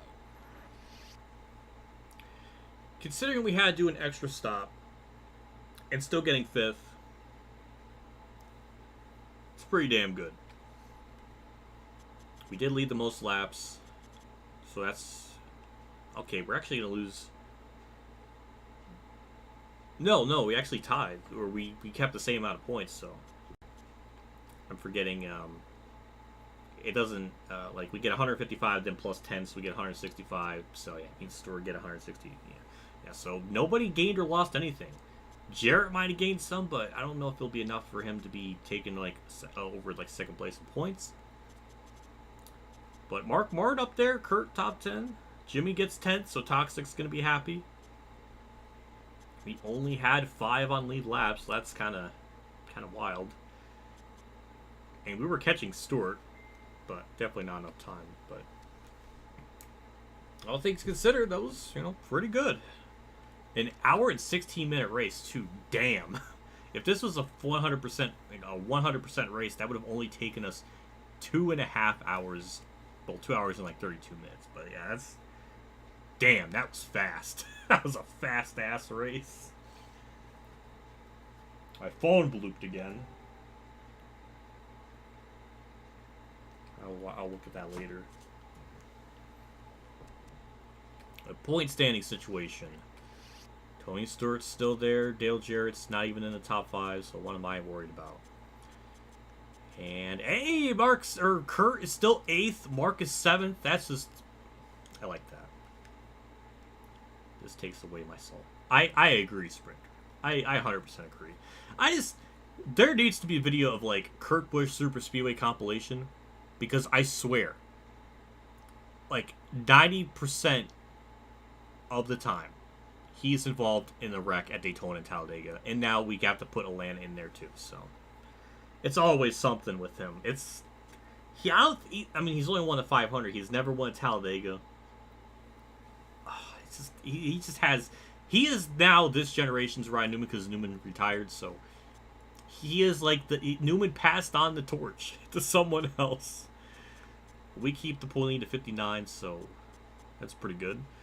Gordon, I think gained on us. I can't remember. Yeah. Now we can actually go to the team management, now that we got that shop edition for the skid pad, which is the chassis tire grip, chassis, okay, let's see, engines. Okay, engine balancer for the efficiency, up that up by 10. We'll bring that in for 600,000 for 6 races. We definitely need that fuel stuff to be better, so we're going to get that. Because I think the engines at this point are pretty good. So we'll go with that. Chassis, we still got that being built, but this one came in, the 71 tire grip, and we can repair this one, which... Oh, dang, we can get up to a 70. All right, we'll do that. Engines, yes, we can kind of mess with some of this. We'll repair our weakest one. Actually, our worst one in terms of like the power and stuff is actually this number 62 or 62 one. So we'll bump that up 300,000. And bodies, what's our weakest one? Technically, it would be the number 3 because the condition is slightly worse. We'll do that, then I'll bump up to a 71.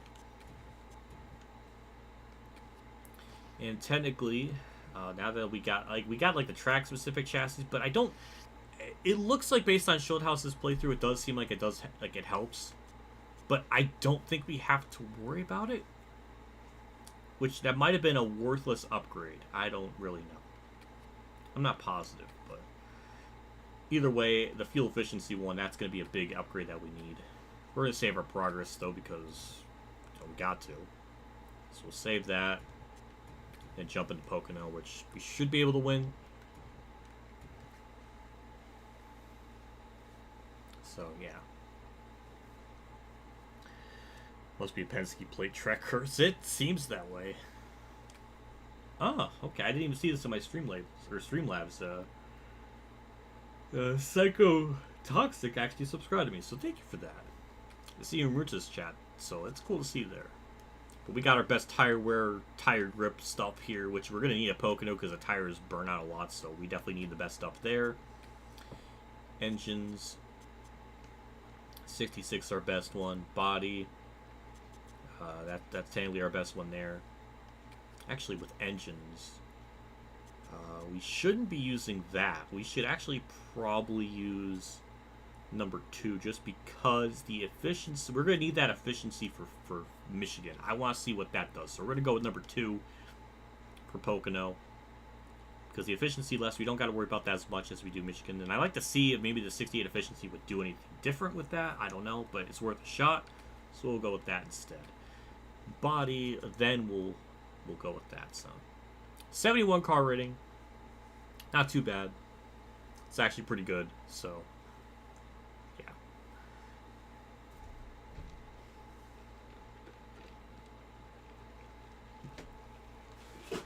definitely gonna get a different drink. Starting to get all like just watery. This is gross.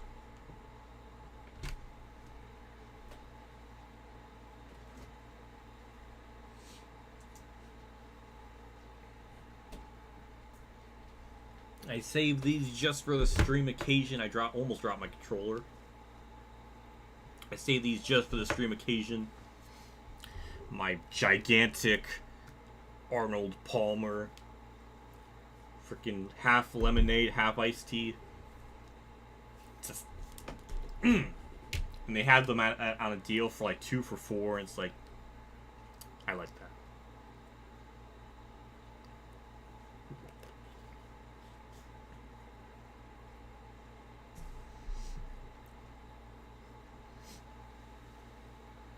Oh my god, Phantom Foxy on the most insane settings there. You're doing the final 3 races in Season 2 in your career mode without any sponsors. Oh my god. That's insane. I'm glad it's working out. Car rating is 75, almost a 500-point lead. Good lord. That's diabolical. But good for you, though. Good for you for sticking through with that. I'm sure you're using a setup, though, or something, because if you're just using, like, default setup, that game is just, like, borderline impossible on the hardest difficulty.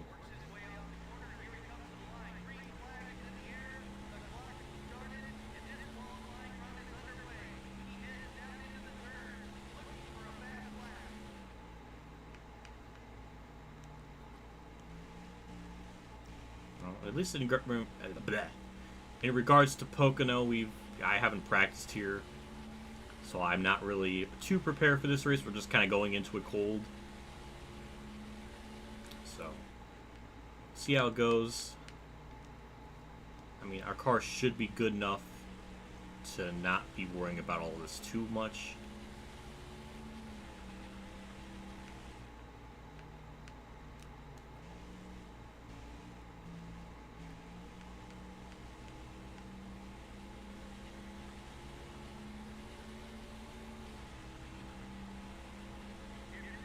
Fourth on the first lap.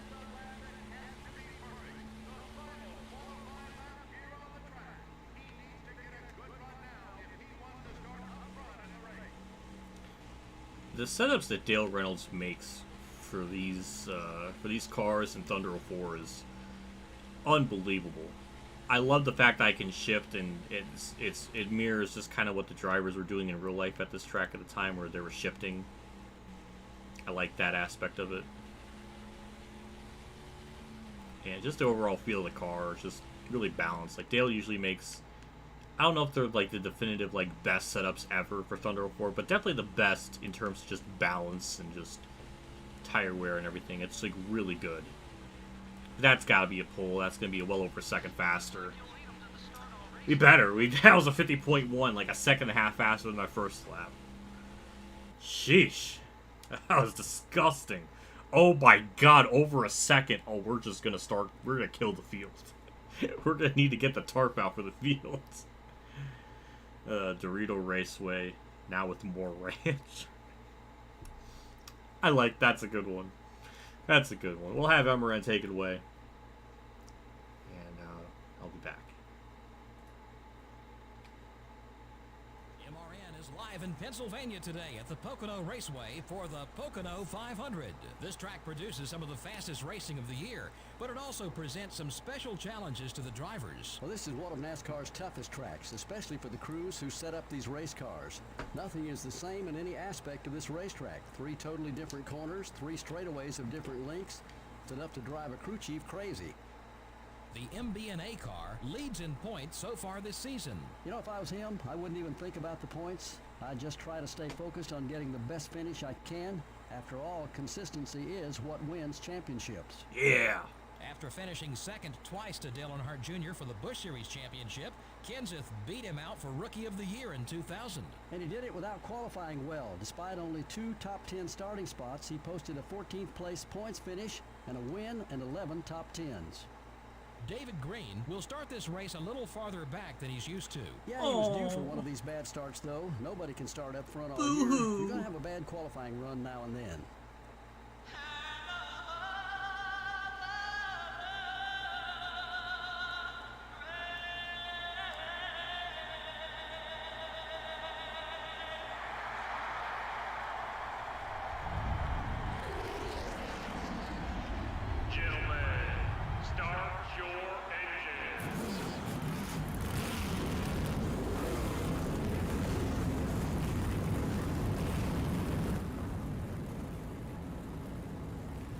Well, something I noticed, no cars using the alternative paint schemes. I didn't see any. Why is that? My other save file in the career mode, there, like a bunch of them were. Why is that? I don't know. But anyways, we got 100 laps to do. It's going to take a while to complete, so we're just going to jump into it. Actually, we didn't even get the launch up to start I was kind of expecting.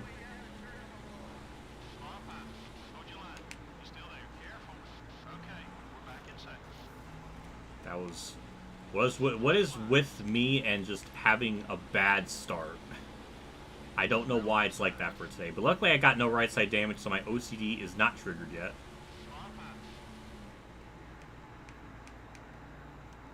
There we go. Clear Jimmy, pull away. And I think we'll be good for the race. I don't think we got to worry about fuel. I do have to worry a little bit about tire wear, because I don't know how bad it's going to fall off. So I always want to make sure I build up a good enough lead, just in case that happens.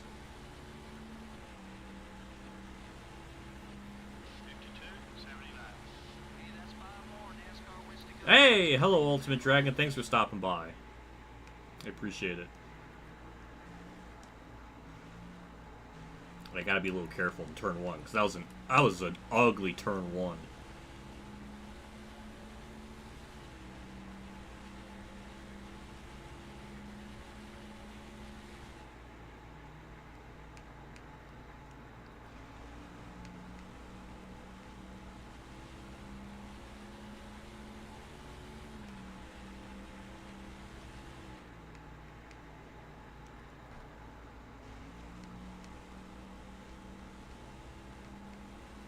So far, Stewart's second, so even then, we're still not going to get a big point jump on them.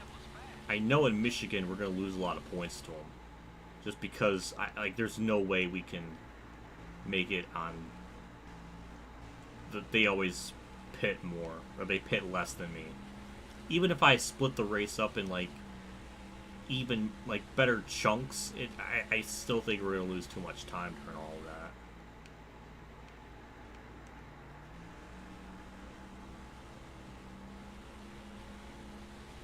Why don't you see Ultimate Dragon chat? Well, make sure you have the chat set to the live chat and not top chat. For whatever reason, top chat removed. I don't know why YouTube has that. It's like the automatic default. You would think you would want to see the live chat first and then have the option to see top chat. It's weird. That's probably why you don't see her post.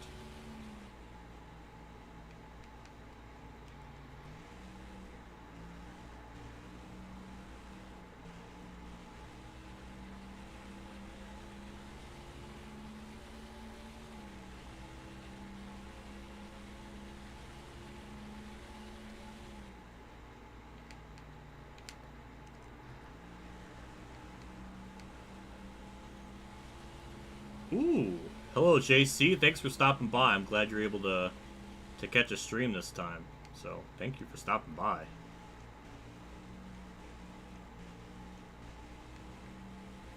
Well, if you just tuned in, I got cucked out of the Dover race because the AI were only able to pit twice and I had to do 3.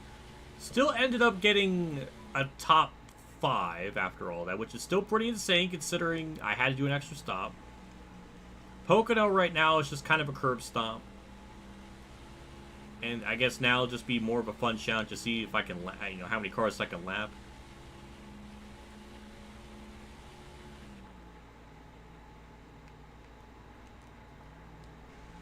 Which I don't even know what I did in the previous Pocono race here. I don't know if I know I didn't win the first race in Season 1. I know I got really close and I choked at the end. I don't know if I won it in Season 2.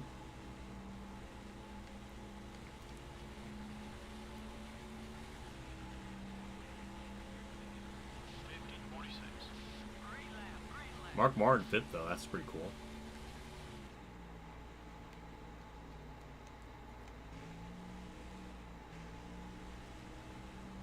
Love Richmond in Thunder 03.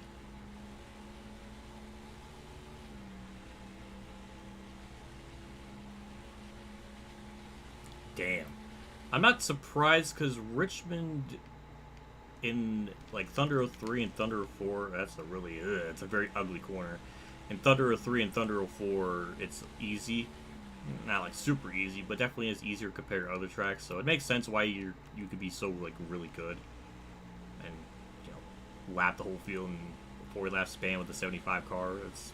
That makes sense.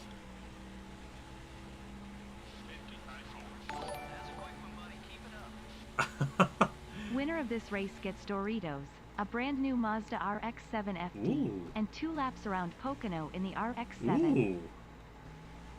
That's a good deal. Well, thank you, Sprinter, for the 5 again. I really appreciate that. Thank you so much.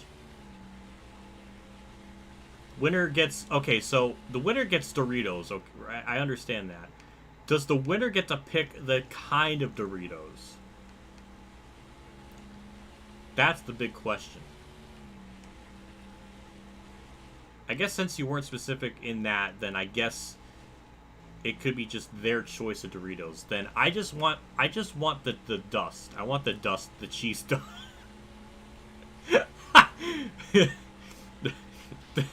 I'm gonna be like that guy that, like, you know how in the Indianapolis 500 in IndyCar, where they have like the sheet of like, what kind of milk they want. I'm gonna be like that guy that just says, I don't know what I would say. I'm gonna just want like a glass, an empty glass, or like spoiled milk, like something really just ridiculous. Though, if that actually happened in real life, some driver did that.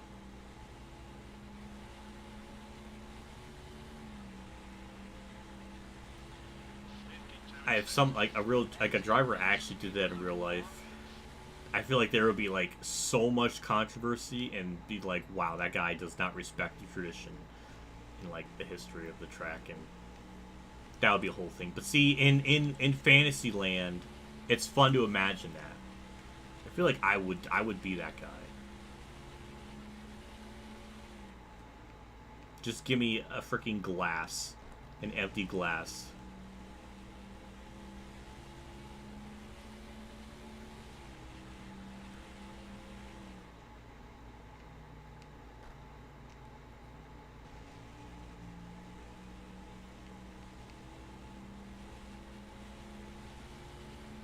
This would have known what a Mazda RX-7 is, though. 57. Whoa, that was a quick lap. Jeez, I'm pretty sure I have an idea, because I think in iRacing, I raced those. Well, that's a Miata. Never mind. Well, a Mazda Miata. Maybe I ran, like, well, I don't know. Maybe, I know Sprinter sent me an image of, like, he did, like, a Pocono, like, image. And it had like those cars in there, so I know what they look like. That is maybe the bare minimum. I'm like the worst when it comes to cars, so I'm no expert. Get me and JC in a room, and he just starts talking about food, and I'm gonna be running away from that conversation because that is gonna be the most. I like everything he says. I'm gonna have like a negative opinion on, or like I haven't tried it, and then he's just like. It's just, I'm so glad that never happened when he visited me. Because I feel like I would have to run away.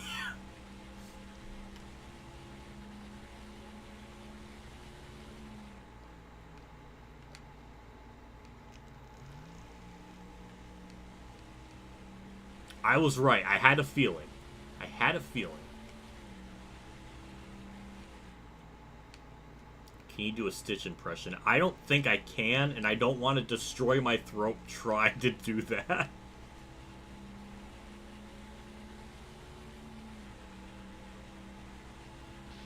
97. You're looking great from where I'm sitting. How's the car feel?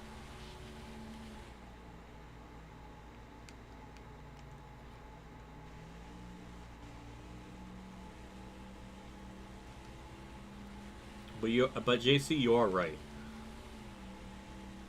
I do the Kurt scheme. The Atlanta car is really nice looking. Maybe at the end of the stream, we'll take a look at it. I'll get my face cam in like full screen,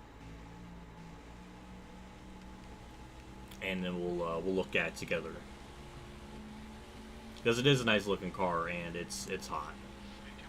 And that's coming from me that usually doesn't collect diecasts, especially like the big ones anymore. I can't remember the last big car I purchased. I know I've got a couple. I've definitely gotten a big chunk of them at fan mail before, but I have never personally bought a big one since. I don't think ever. The only ones that I had when I was like really young were just ones Mom got me. So, what the fuck was that? What the hell was that? What? What? How? How did I wreck from that? That was so weird.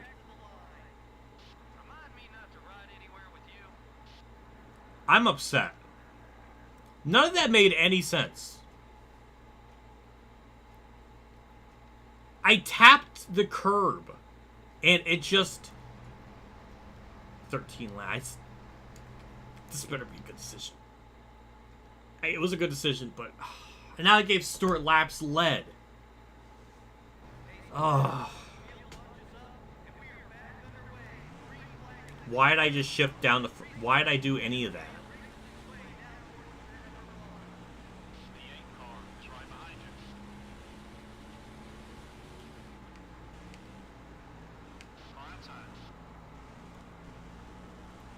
I'm just confused how that wreck even happened.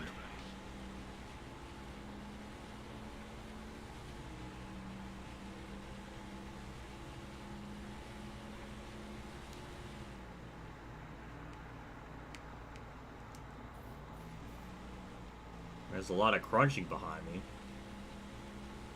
I just can't believe I wrecked from that. That really surprised me.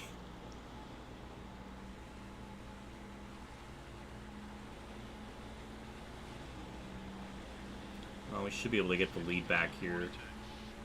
There we go. He tried to block.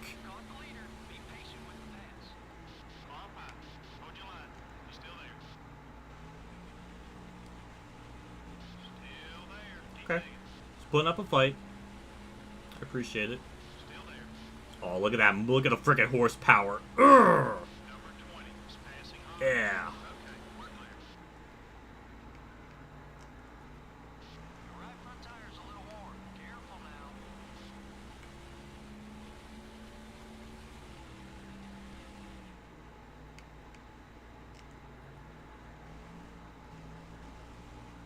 And our 2003 moment. Yeah. What if it's a chat? He handed me brisk iced tea. Oh my god! Brisk iced tea. And that was lit. Well, thank you. I'm glad to hear that. The only thing I regret is I wish you were here longer. Same with Dale. Like, I wish they were here longer.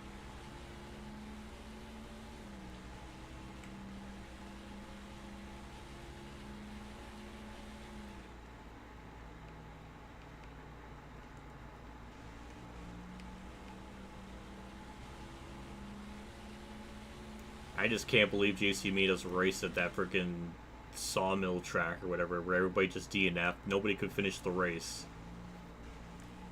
It's just made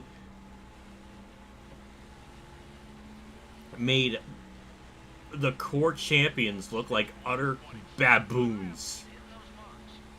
I swear, it was intentional. Like, he thought about this for years. He thought about it since 2013.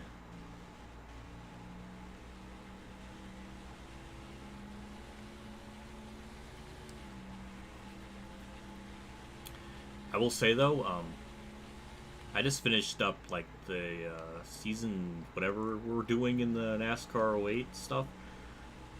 That season is so wild and so bizarre.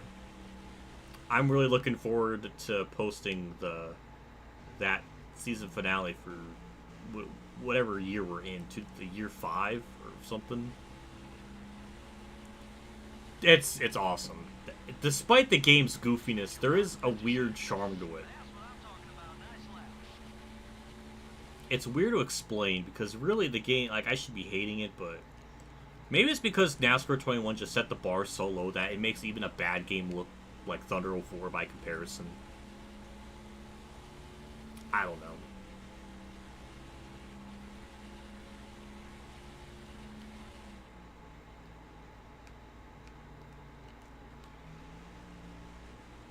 Yeah, Sawmill Race was 25 frickin' minutes.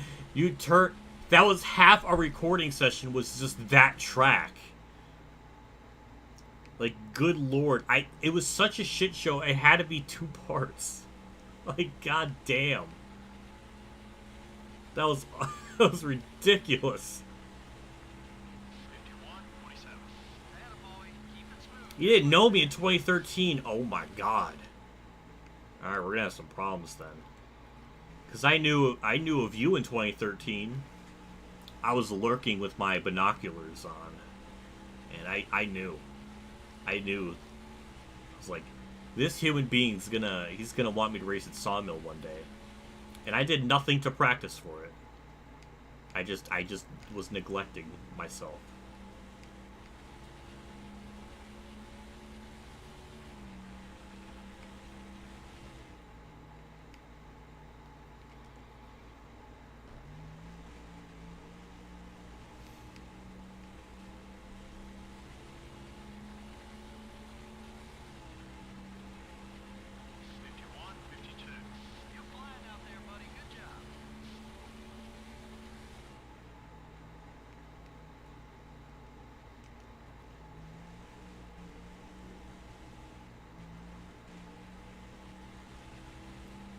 Me since late 2015.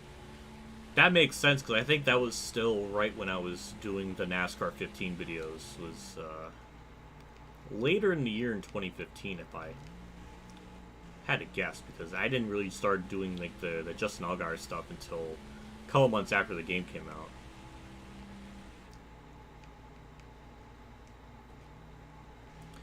Pizza or chips and dip? Pizza. I think pizza's a safe bet for me. I don't really do the chips and dip stuff, so it doesn't really work out for me. Chips, obviously, we know the whole Cankersaurus stories that I've told in the past. I like chips, but they come at a cost. Pizza never really hurts me in the way that chips does. So I will definitely, if I had to pick one, definitely pizza.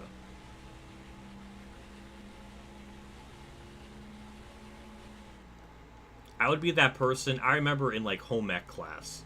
Yes, I was in home ec.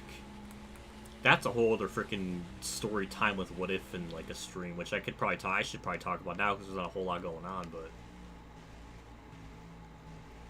in home ec class, this is senior year, I needed another credit like for a class. And there was really no other options. Like, I already did wood shop and I hated it. So I went with home ec, and it was maybe quite possibly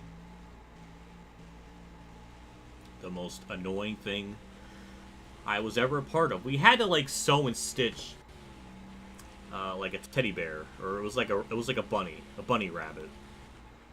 And I tell you, I didn't do anything. I did not do that at all. Because I didn't really know how to stitch. Didn't know how to sew. So I just sat in class and I was just writing stuff in my notebook. Just like my journal, which was basically like everyday stuff, and I would talk about just whatever's going on in my life and just talking. I would always write stuff down in my journal. And that's what I did. There was one time in home ec class where I was trying to cut something with scissors. I don't know what it was exactly, but I remember vividly I spent the entire 5-minute class session trying to open something with scissors, and for whatever reason, none of the scissors worked. I was cutting, nothing was happening. I spent 40 minutes trying to open potentially a bag with scissors. I think it was like string. I was trying to like cut the string and make it shorter. It might have been something like that. And the scissors like wouldn't cut. I would try to cut it and it just wouldn't do anything. Went through like eight or 9 different scissors. And that was the day I learned that I can't use scissors properly. How? Why? I don't know. And this is why I'm that pathetic of a person that I can't do, like, some of the shit I can't do is the most baffling shit ever. I remember in home ec class, like, they made like nachos and or they gave the class like nachos and cheese. And I just ate the nachos. I did not like the cheese element of it. So I just ate the nacho. I am so unorthodox. It was just like, it was amazing. I passed the class somehow. I really don't know. I think I had like an 80 or like something. I don't understand how any of that made any sense, but yeah, it was weird. Just the thought of me being in home ec class literally needs to be like a TV show. Like, the things I would do. It wasn't even like the thing. It wasn't like I was like a troublemaker or anything. It just, like, the scissors. Like, why did that take, like, it was scissors defeated me. It was impossible to do something with scissors. I don't know. Trying to, like, make, like, a stuffed bunny or trying to, like, sew, and I just couldn't do it. I was more out of my element in home ec than I was in woodshop, which I guess sort of makes sense, because woodshop, that's like a manly thing. But, I don't know, it's just, I don't know.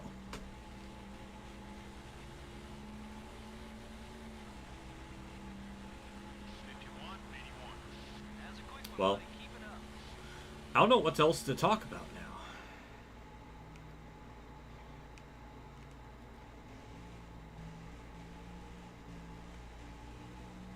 Michael 2 Scoops a Dupe is probably streaming now, so he's taking all my viewers.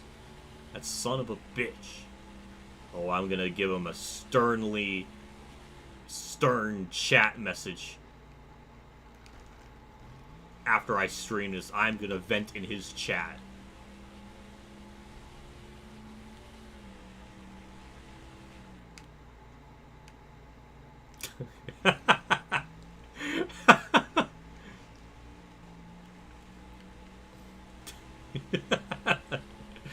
Oh, JC, that's like 100% right.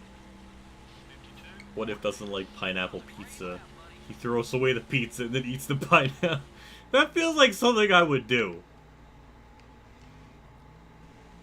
But then again, I don't like pineapple, so I would probably just throw everything out.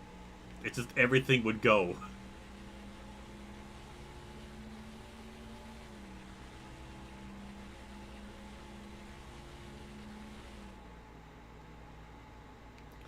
I remember in Fiasco's Twitch stream, I went on a tangent about eating like chocolate M&Ms, but only eating the shell. Like, I would intentionally pick out the shell so I could eat that and then leave the chocolate. It was so fucking funny. Cause like, I mean, I don't do that, but it's just like the ludicrousness of it would be something I would do. That's a scary thing. Some things I joke about, and some things I don't. And the people don't know which is which, and the line gets blurred. And that is kind of beautiful in some elements.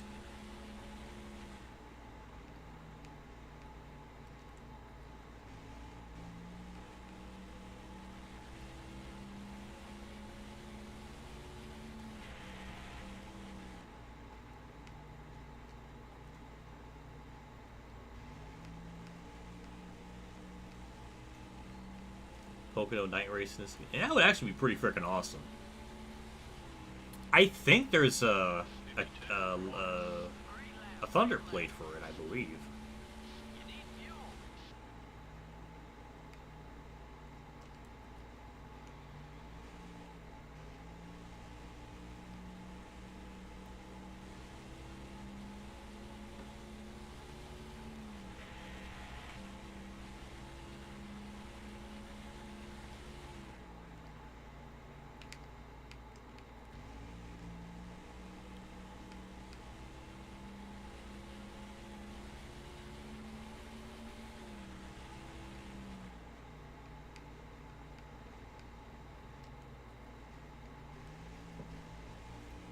I wonder what Emery is going to say about this race. I think they're only going to say, like, there wasn't many yellows in this one. Or something, because there was only one yellow. So that's my guess.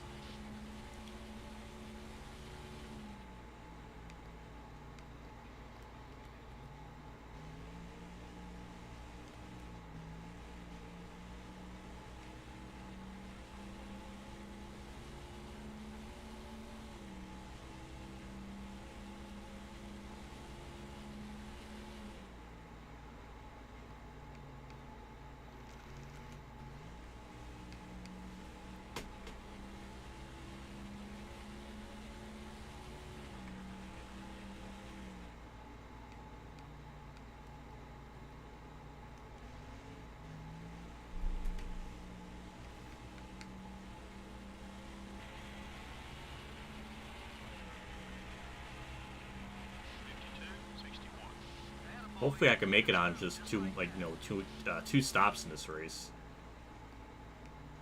I think with that yellow it might have helped things out. I'm not positive, but I do want to stay out as long as I possibly can, just to hopefully it doesn't happen.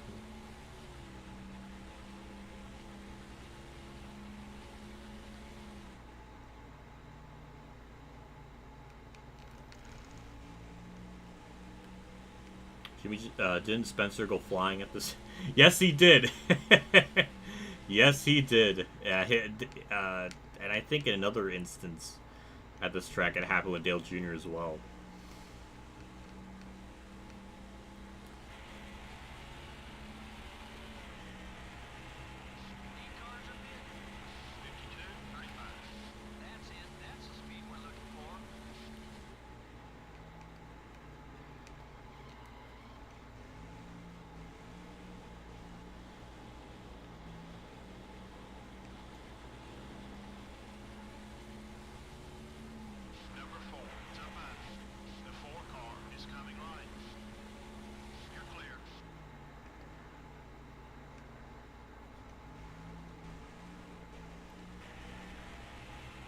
Yeah, I should probably pit this lap.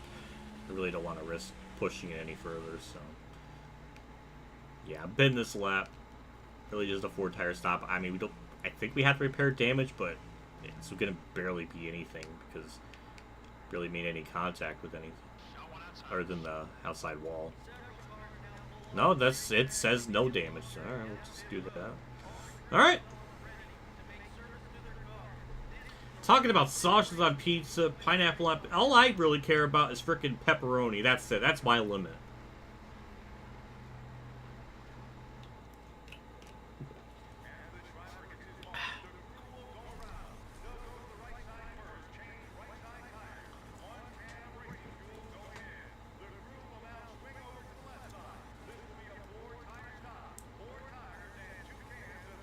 Damn, 15-4. Good job, pit crew.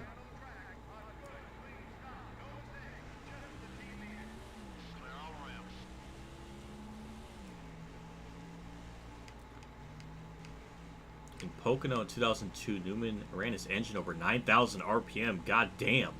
Actually, I do remember that, because when I was doing an every win video, I was skimming through the race. I remember Benny Parsons talking about that. You know, they had like the in-car shot, and they were kind of showing that, and they were kind of just looking at it and being very puzzled by it, because usually that's not what you're supposed to do. And that technically burns a lot more fuel if you have higher RPMs like that, so... I actually do remember that. I do remember that. Randomly, I remember that. I don't know why I remember random things like that. 81, 98.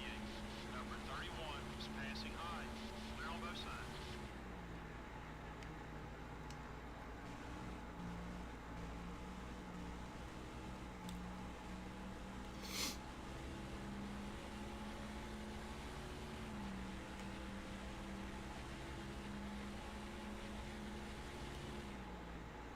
I kind of braked a little bit too early for that corner, but oh well.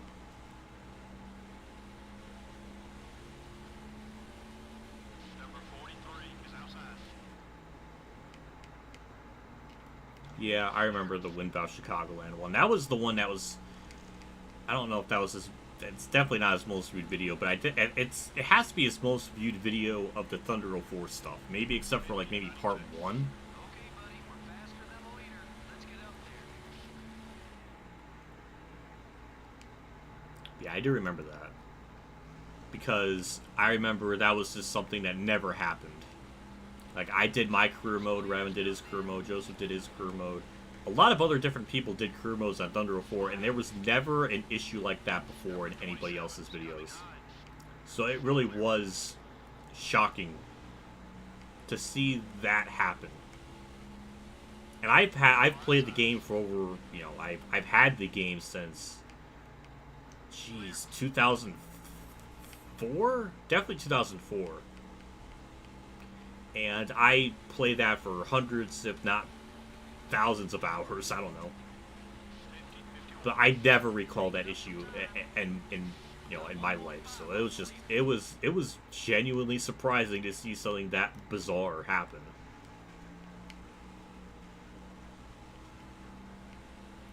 Am I gonna try the rookie challenge again sometime? I might. I don't know when I'll get to it again, because that really does that whole event just stings, because it shouldn't have played out that way, and I should have been able to win the championship, but it didn't. And that's really annoying. Like, I should have been able to win it, really without any problem. Got one outside. Clear on both sides. I'll do it someday. I don't know when exactly.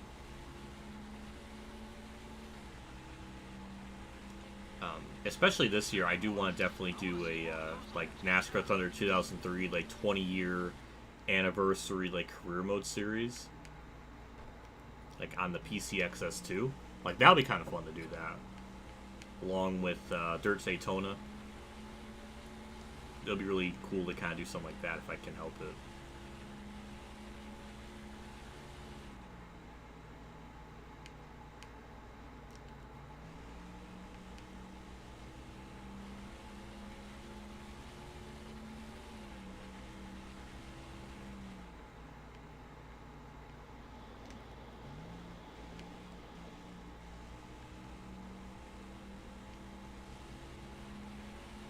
Far high. 50-58. Whoa, that was a quick lap. Clear.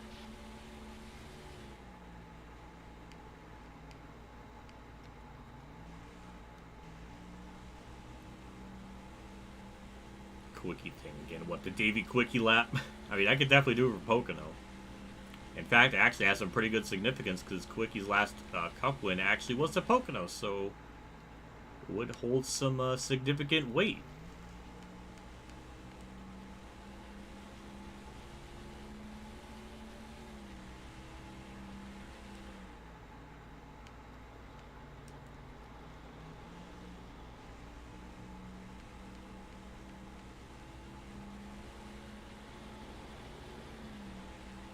Far outside.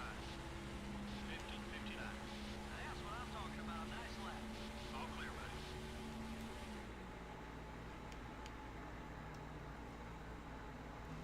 This car is so fast. It's just disgusting. Like, good God.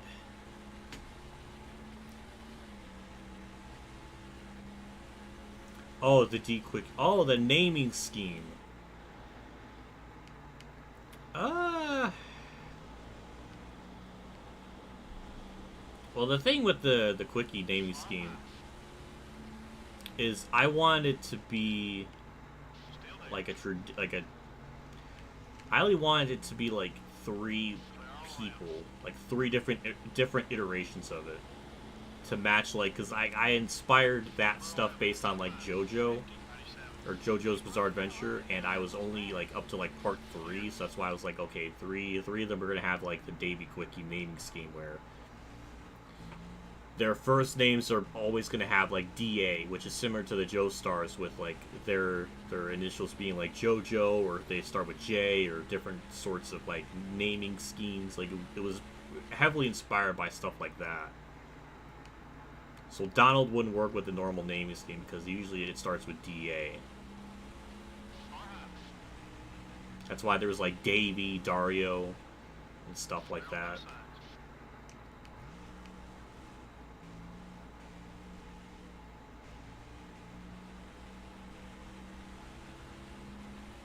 Yeah, JC got Davy, Danny, and Dario. That's why, Davy, Danny, David, yeah. That's why. And you notice all 3 of them have the first name scheme with DA. DA.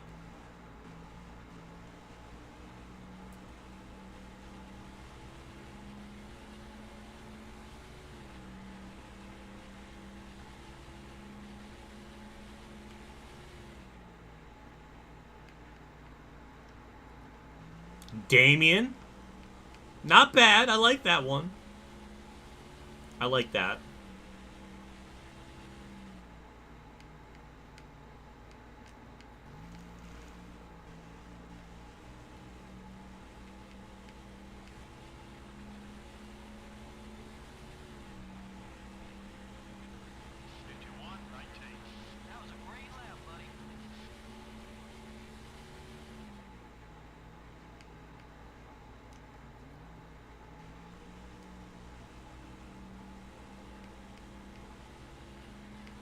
Oh no, my OCD.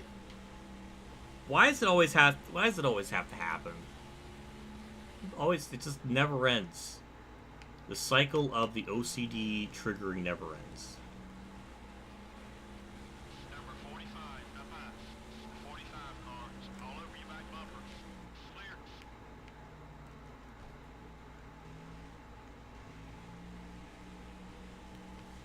You got Damien, Dale, then Dallas. I appreciate the naming scheme ideas. Who knows, maybe I'll do that for the 20-year anniversary with Thunder 03. You never know.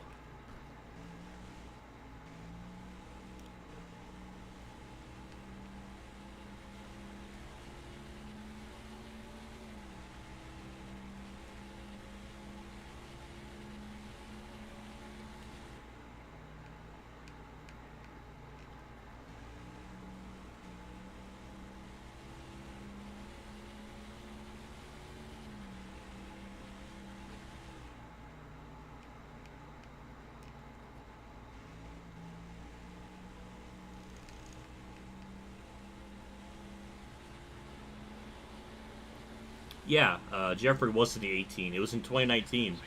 If you remember NASCAR Heat 4, Jeffrey Earnhardt was in the 18 Gibbs car. It was the, like, I-K9 car. Yeah, so, you're right. He was in that car. It wasn't a full-time ride or anything, but he was in that ride for a couple of races in 2019.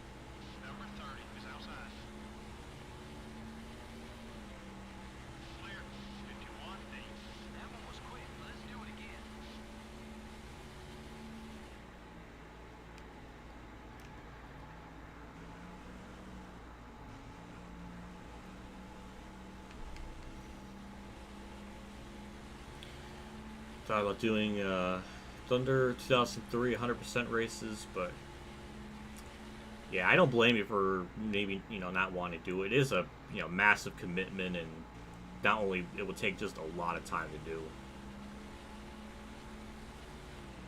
So I don't blame you there.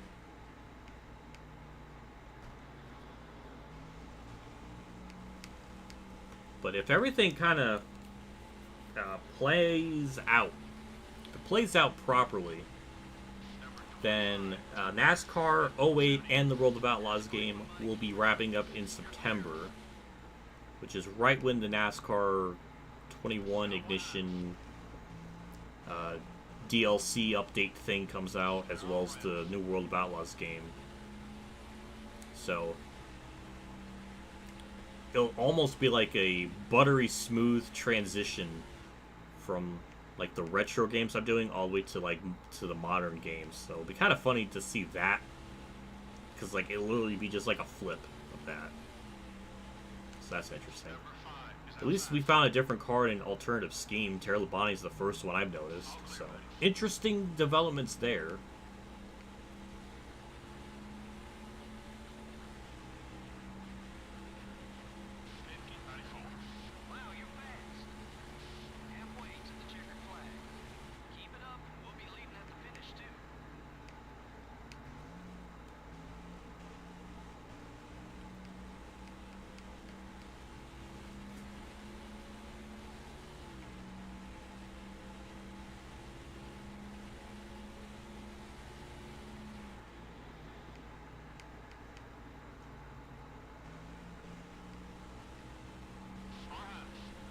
You like F1? Yes, and it's a complicated thing. Like the F1 games, I liked. I played 21 or F1 2010 all the way to 2016, and I like them. They're fun games. I overall like them. It's just in terms of me playing them as like a career mode series, I just don't think it's gonna work. It's just it's a game I have to really focus. I just, and also, unless I'm wrong, if I do ever do like a career mode for one of the F1 games, I just don't think the likelihood of it performing well would be possible. Like, my audience is geared towards NASCAR stuff. I just don't think it would work. Unless I'm proven wrong. I don't know. But I just don't think it would be likely and everything. So, I don't know. But that's not me, like, I'm not trying to make a jab at the F1 games being bad or anything. Maybe, except for F1 22, because it seems like there's a lot more weird bugs in that one than other years, so I don't know.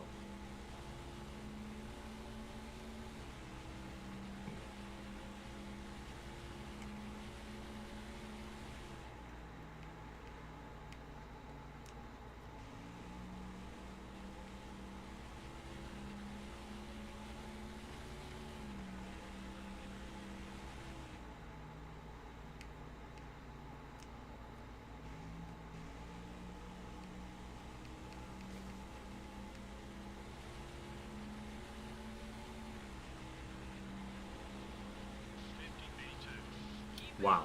Benson, that is the most, like, why did you do that? What was the reason to block me that hardcore? Like, damn. Okay, we're clear. Number 10 is looking to pass. Fuel tank ought to be about half empty.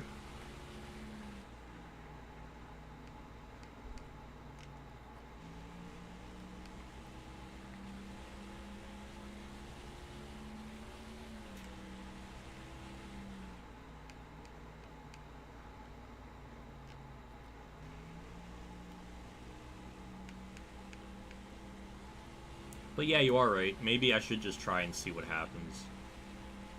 I won't know until I try. I just got a weird hunch about it. Like, it won't do well. But, you know, I don't know. I could be wrong with that. just right now, like in this moment, I'm not really in a position to just willy-nilly just buy new games. Like I'm really, really strapped for money. The only reason why I even got the Kurt Racewin thing is because I pre-ordered it a year ago and I was already pretty much obligated to purchase it. But everything else, I've been really strapped for money, just trying to be really careful with everything. So I really don't want to. Like I don't even see like the financial game. I hate talking about that because it's just like shouldn't be the focus, but it kind of has to with me. Like I don't see the financial focus or worthiness of it. It's like how many videos do I have to make on F1 to make my money back from it? Like I don't know. When will it be like beneficially viable? Like there's all these little like things to think about too. And I'm not really in a position to just spend $70 or $80+ or however much it is to get the game. I really hate talking about that because it's just depressing, and I don't want people to feel bad enough to like buy me the game or anything, because I think I got a Twitter DM about it. It was for the F1 game last year, and it was really nice of them to offer it, but at the same time I felt bad. I don't want to I don't want to feel like because he did that like I have to make videos on it. I just felt really bad.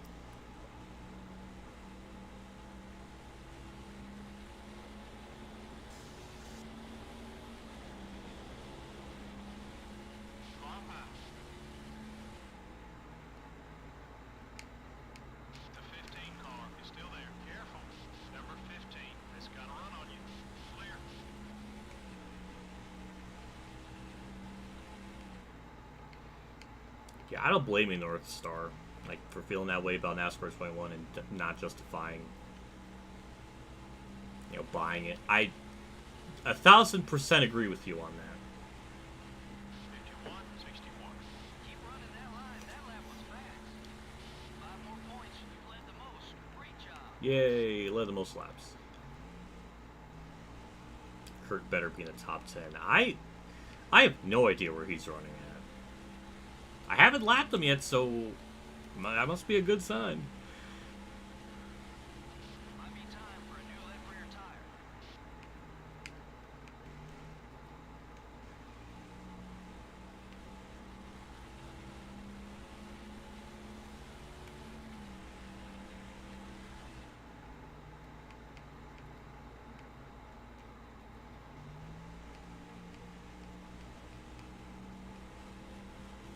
Don't buy ignition. There's like 3 different options to provide.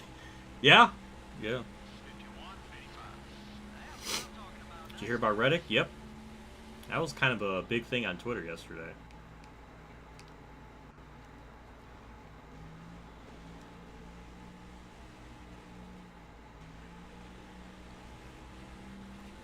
It does make me worry. It makes me worried because I really hope that doesn't mean like it's gonna boot Kurt out of the 45 and then gonna put Reddick in there. I really hope that doesn't happen. I guess really the best case scenario is like it expands to a 13, but I don't know if they can even do that. I mean, it's like they're barely hanging on, just doing 2 with like just the amount of weird pit crew issues they're having. So I don't even know if they could viably do a 3rd car.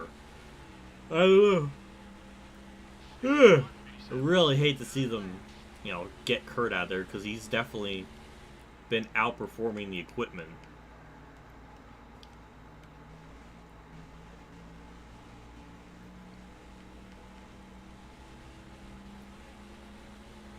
We're just playing NASCAR 21.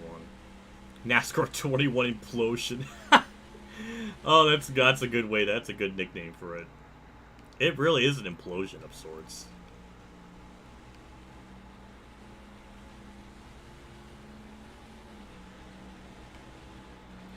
It's worse than the last time he played it. How is that possible? What? How? What's Moots finding out in his stream that, like...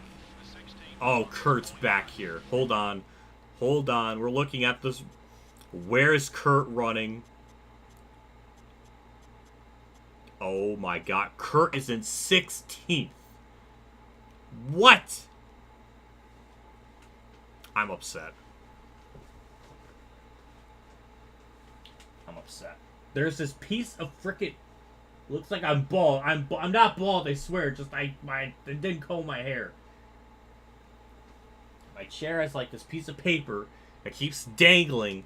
It keeps hitting my leg and it bugs me.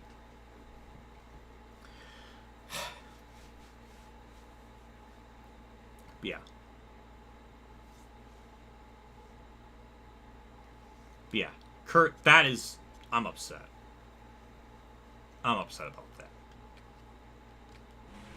Got one down low. Clear all around.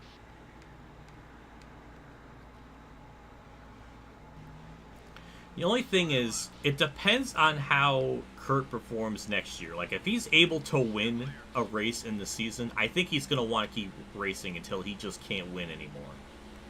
Knowing how Kurt is, he always, you know, wants to win. He always has that competitive side of him. So if he goes through, like, a season, I think, at this point, and just not win, then I think he's going to want to retire.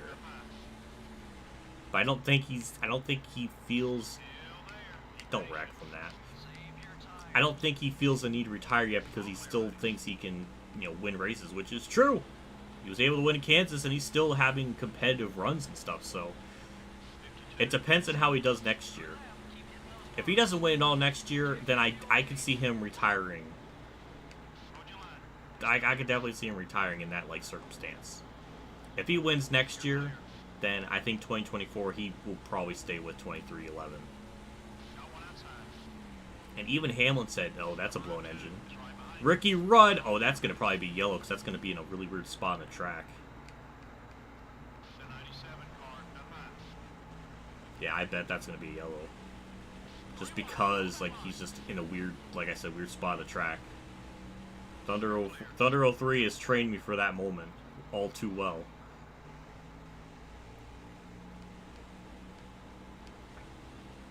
No, he got by it. All right, everybody got through.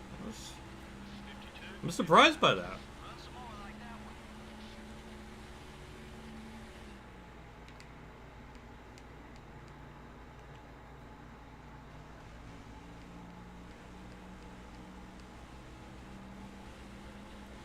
But they did say, or Hamlin did say, that Kurt can stay there as long as he wants, which is a really good sign. Uh-oh. I called it. Hopefully we can make it on fuel now. And 35 to go. I think we should be fine. Just hold your line. He's starting to feel comfortable racing with you. Okay, we're clear. Well, I called it. There was going to be a wreck. I'm sorry it's boring, Braden. I don't know what to tell you. I'm sorry. That's it. That's the speed we're looking for. Oh, it's Ricky Rudd. Oh, Burton! And that just... That DNF him?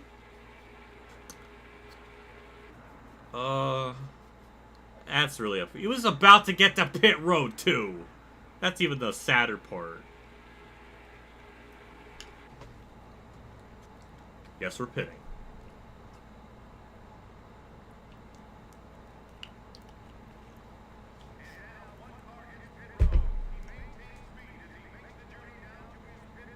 Everybody goes down pit road. At least I hope so. Yes, they are. I think we still should be good to make it to the end on fuel. Look, oh my god, I didn't even notice that. Did you see the leaderboard? It actually it was a live update. I saw it change to lap 66. That is freaking... God, I love this game. That's such a random detail, but it's like, I love that.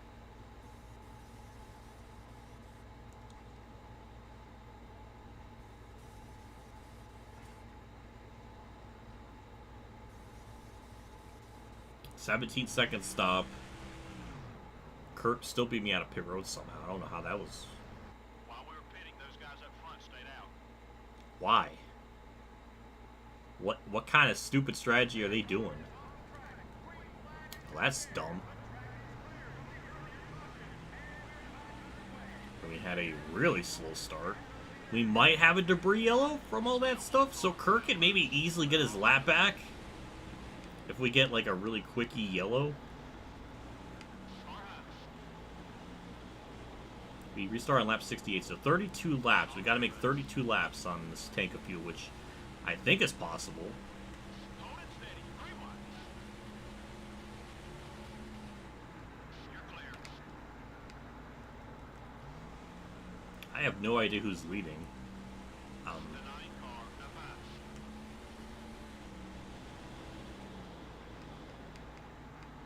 Picked off another position. 3 wide. Hold that line. 3 wide. Leave it to Burton to run into the back of freaking Ricky Rudd. Somehow cycle into the lead because he just refused to pit. He might even bring out a debris yellow because I don't know how bad his front end is damaged. Also, I'm right behind him, so that doesn't make it any better for us to... I don't know, I have to look at his... But I don't hear any flapping. Still there. You're the leader now. Number 99 is looking Yeah, I don't hear any fast. flapping. All clear, buddy. Okay, his car looks fine, so I guess there's nothing to worry about.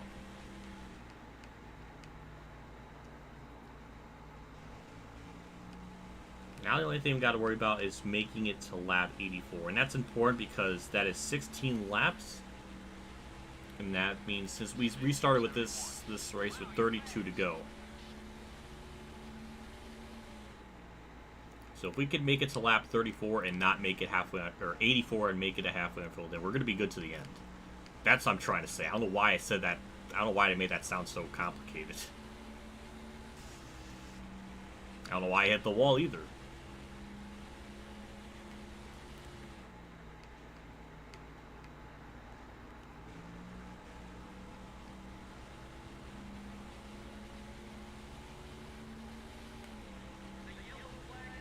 I called it. That's the quickie yellow I was thinking was gonna occur. Well, that's good for us because that's just more laps we can knock down under caution. So we should definitely, without question, be able to make it on fuel without any issue. Kenny Wallace. Okay, I didn't know he. Oh my god, he just. There goes his hood. Oh my god, there was so much crunching there. I don't know if you could hear it.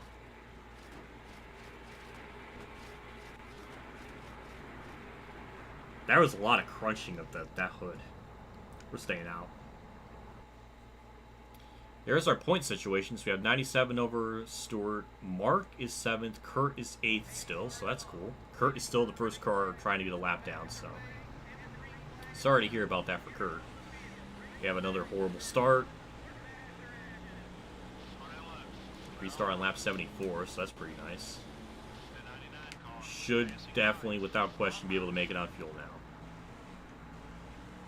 Number 99 is still there.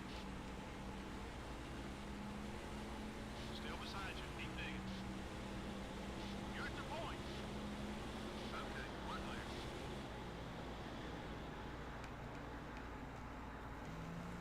The 15 car is up high. You're clear. Sorry, Kurt, I had to put your lap down, but I have to go. I can't just Number 97 is outside. hold back.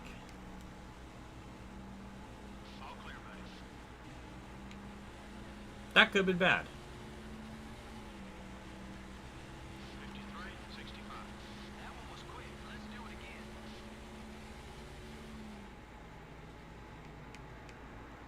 Car pass. That might be the last of the debris yellows, if I had to guess. Burton's car is damaged. I mean, same with Rudd's, but I don't know. I don't know if he's actually out of the race or not.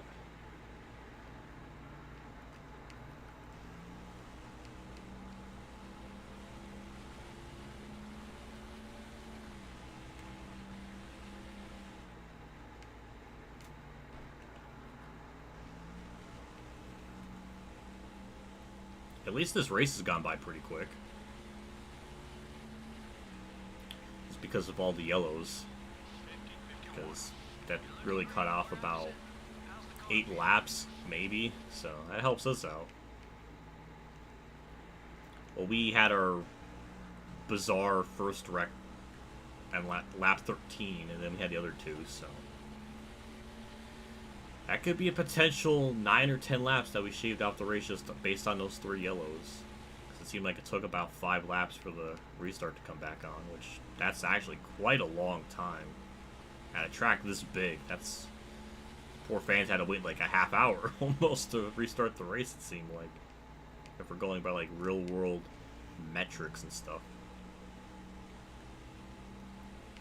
Hey, hello Dale, thanks for stopping by in the stream. I'm happy you're able to make it. And what better track to have you appear in the chat for Pocono? That's actually very poetic. And I was, yeah, I appreciate you stopping by. 23 to go. I mean, we clearly have the fastest car, so I don't think it should be too much of a problem. Fuel was a bit of a worry, but with those yellows, I think it should still be fine on fuel.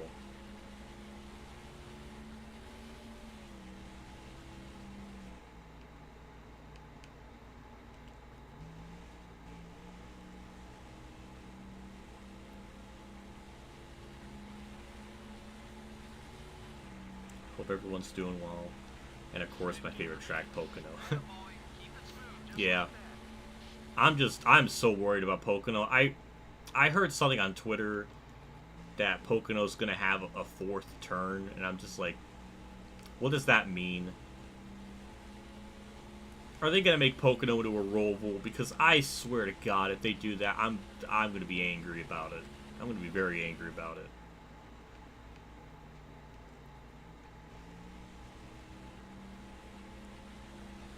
Like, at least let us frickin', like, why would you even consider, I mean, if it's for, like, the truck series, for sure, do something dumb for the truck series. But, wait, like, 2 years until you want to make some kind of dumb change when the Gen 7 car would probably work at a track like this really well. It's like, why even think about wanting to make a change for the track before the Gen 7 car is even out on track? I don't know, it's just baffling to me. Hopefully that actually doesn't come to fruition for the Cup Series, because if it does, then we're going to have we might have some ranting to talk about, because this track's design and everything is very unique. It can provide good racing. It's not the god tier racing of the season, but it's serviceable.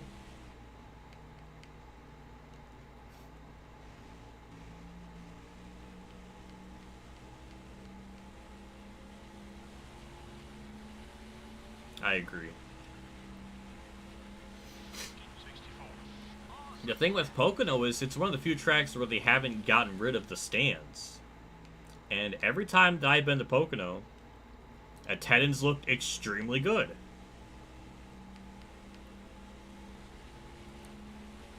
Like, I was very impressed. I didn't know what to expect when I first went to Pocono and the other subsequent times. Like, I didn't know if attendance was good, if it was bad. I had no idea. So the fact I saw it packed is pretty damn awesome. So clearly Pocono has good attendance. It's not like people don't come out. So don't know. 1561. Tony Stewart drove his way up into third. What a Chad. Some of the leaders are coming in together.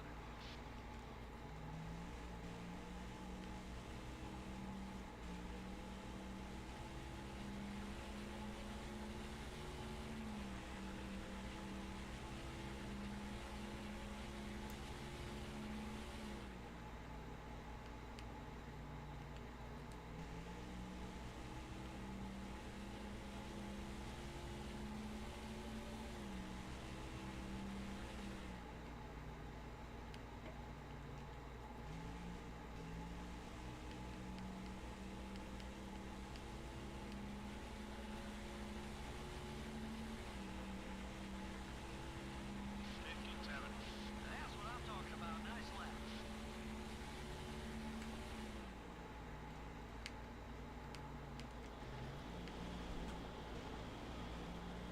Got a car leaving pit road ahead. Car high.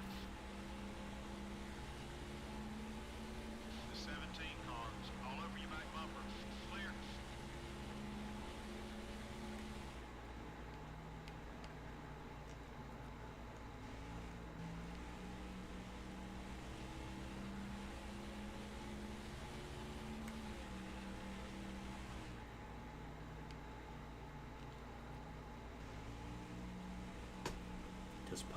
Does Dover deserve 2 days? Not with this Gen 7 car currently. I mean, Dover was a very lackluster race, so I would say no. Keep hitting those marks. I don't want it gone from the schedule or anything, because it wasn't even like it was a bad race. There was elements of it that were pretty decent, but yeah, I think having one race is fine. I think a lot of tracks should have one race, because it makes it a lot more special, and that gives you more room to add in more tracks.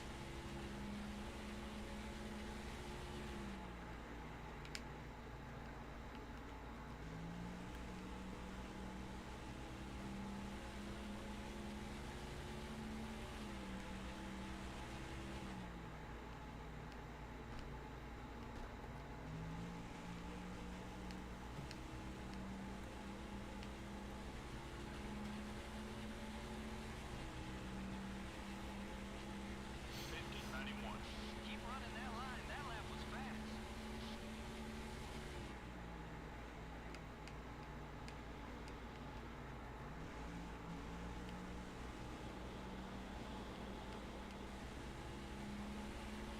Start out low. You're clear.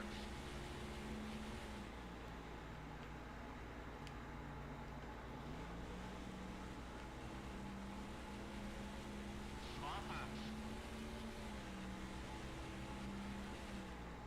All clear, buddy.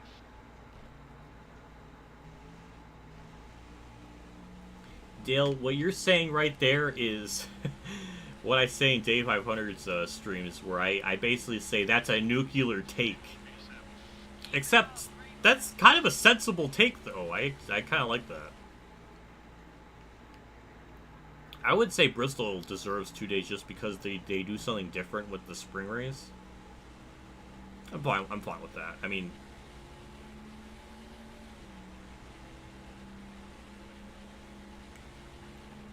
maybe except for like having Daytona and Dega be, having 2 days, I think one is probably fine enough. I mean, I would say Daytona deserves 2, but since they got rid of the Daytona July, the 4th of July tradition, like, they kind of ruined that. So, like, now it doesn't have any value or meaning anymore. So, yeah. Axe the second Daytona race, axe the other Talladega race, have just, I don't know. Like, the schedule, I don't know. The schedule could be a lot shorter. Like, I feel like 30 races would probably be perfect. Axe a lot of tracks that have 2 dates.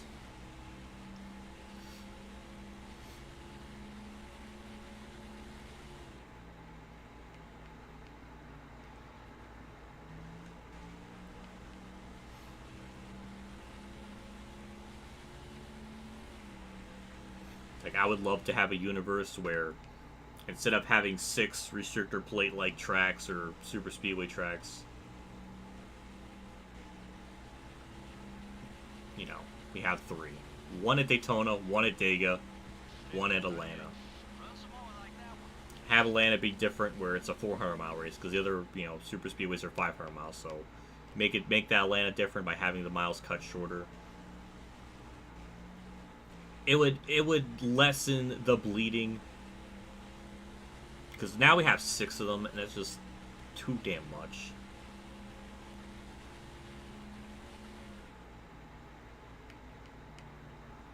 It's weird, like the older I get, the more I hate restrictor plates. I don't know why, it doesn't make any sense.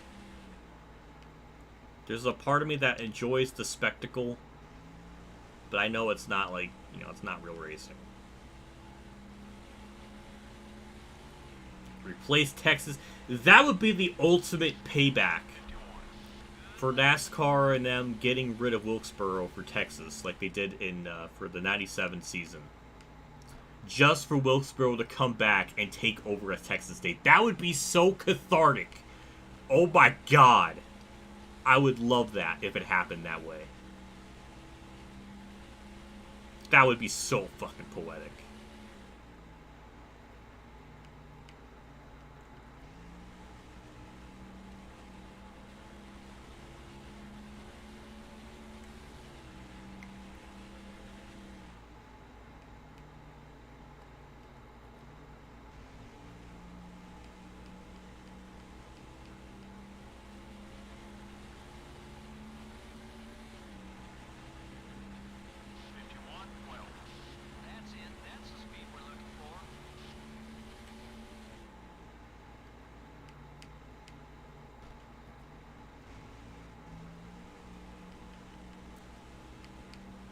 Wasn't expecting that kind of reaction. No, you know, I you should have. I'm very passionate about Wilkesboro, and the fact that the track died for Texas, and like, you know, the first race they went there was a shit show. That's funny. It's funny.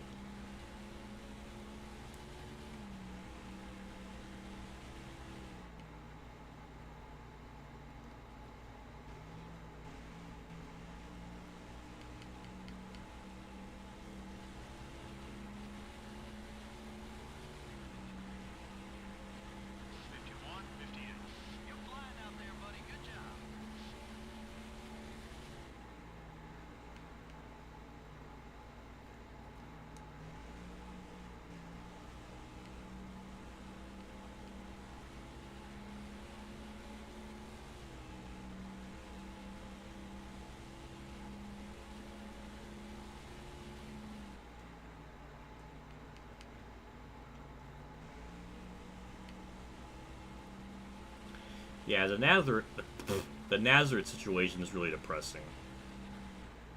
I mean, because like when I go to Pocono, I drive by the Nazareth area. Well, not like by the area, but like I drive by the road where you can, like, you know, enter into the county. I would love to see that track. I really would. It just would be cool to just kind of pay my respects to the track. I would love to just kind of... There's just something about abandoned racetracks. Just, it sends a chill. Just because, you know, there was so much history there and, like, so much went down or what, like, occurred there. Especially because I know, because, like, I mean, I live in PA, so I know, like, that area in Nazareth, it's such a small, like, town, and it's, like, it's... The fact that it got such a big, you know, event like that is really, really cool.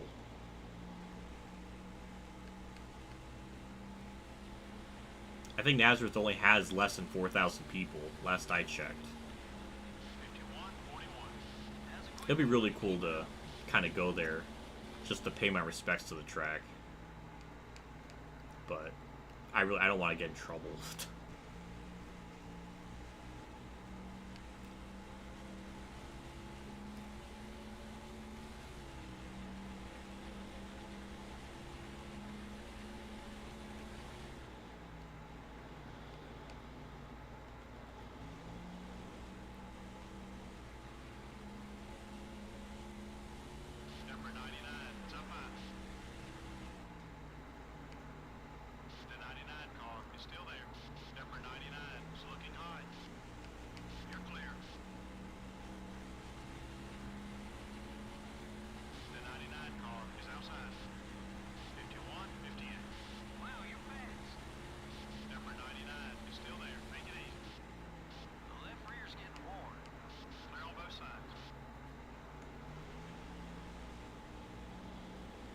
Surprised it's taking me this long just to catch Burton, but you know, he's on multiple lap fresher tires to me, so it's not really a surprise.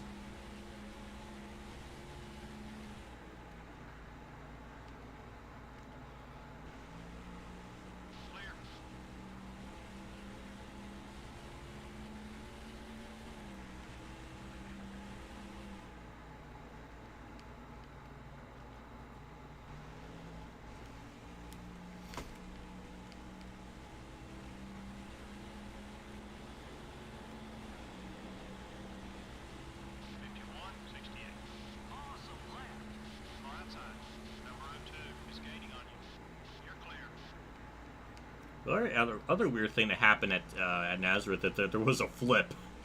There was a flip in the Busch Series at some point. I don't remember the year, but I remember seeing a clip of it online. Of all tracks to get a flip, never expected that one. So it was. I wouldn't say Nazareth is like Pocono. It's more like a. It's kind of like. It's just bizarre. It's such a weird track. Just very fitting for the state, because Pennsylvania is a weird area. So it's just like, it's such a perfect combination. Oh, I wish I could visit that track.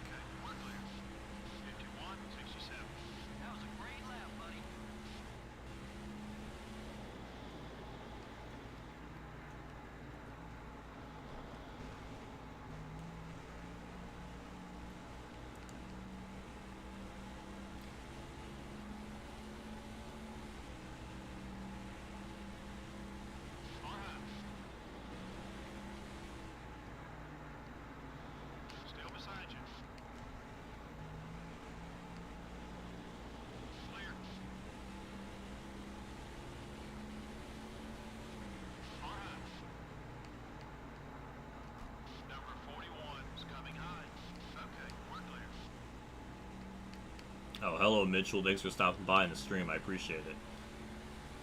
We're almost done with the race, though.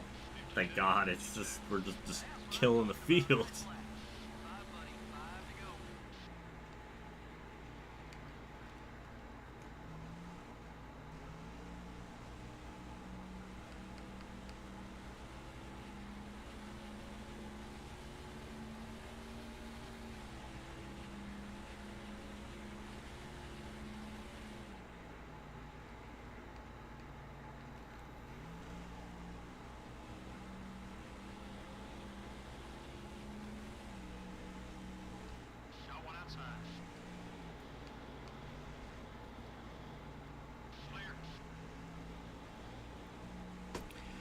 Yeah, it makes sense with Wilkesboro.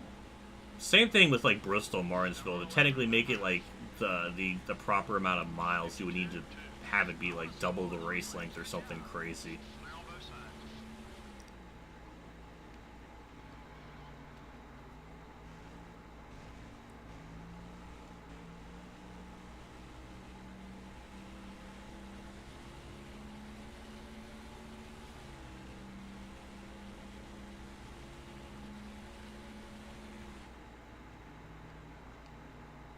Yeah, I agree, Bobby. Yeah, the frickin' Eugenics games. Yeah, they were like, yeah, the driving model was good, but the AI were bad. It was also really hard to find a balance between like, you know, the pit cycles, like how to like what setting to make so the pitting wouldn't be messed up by them.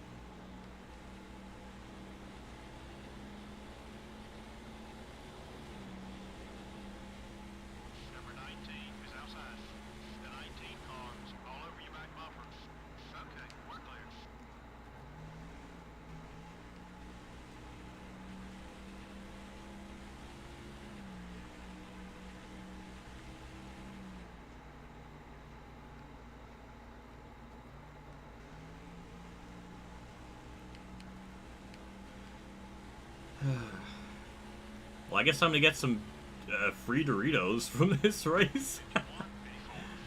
Oh, jeez. I remember that message Sprinter was saying to me. That's funny.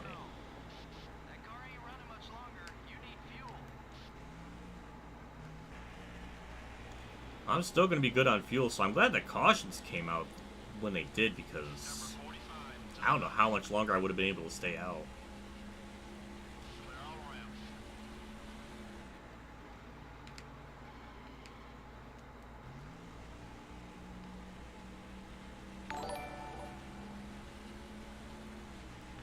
Oh my goodness. Big Rybone. Damn. Well, thank you for being a member. Tier 1, I appreciate that. Thank you so much. Thank you so much for joining the gang. That's awesome. White flags out. That's freaking sweet. I appreciate it. Thank you so much.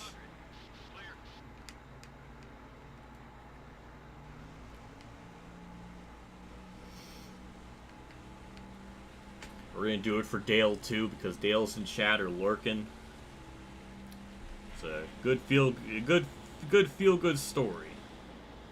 Just gonna take it easy here in turn 2. I'm not gonna do anything insane here. Maybe off the exit of the corner, but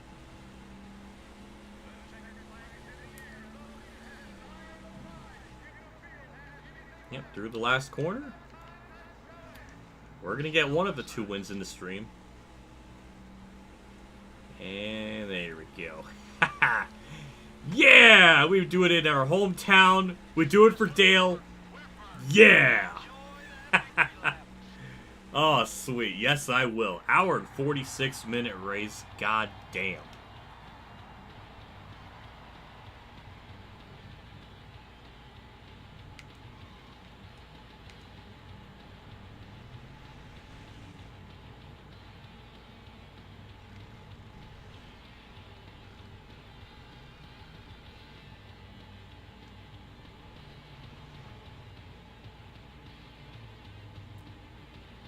Doing it for Dale's dad, too, as they always used to park and sit right around here.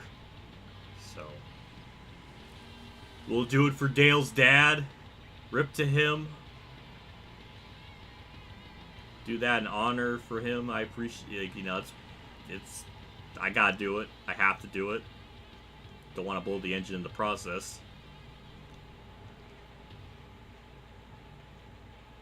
I want to get one more in.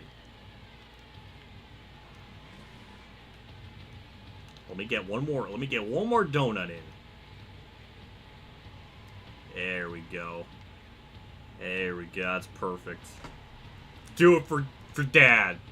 For Dale Dad. The MBNA car never even got a scratch in this race. That's a lie. A happy crew when they get back to the shop. They can immediately go to work on next week's car without having to worry about fixing anything from this race, and that makes for a much less stressful atmosphere.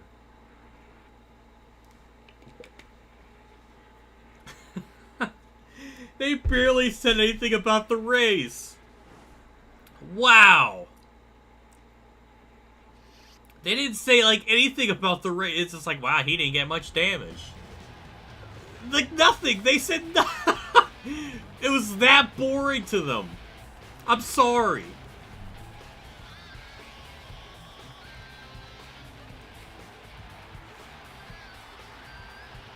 But we get the dub. Amaret can make it as boring as it wants, but it's not boring to me.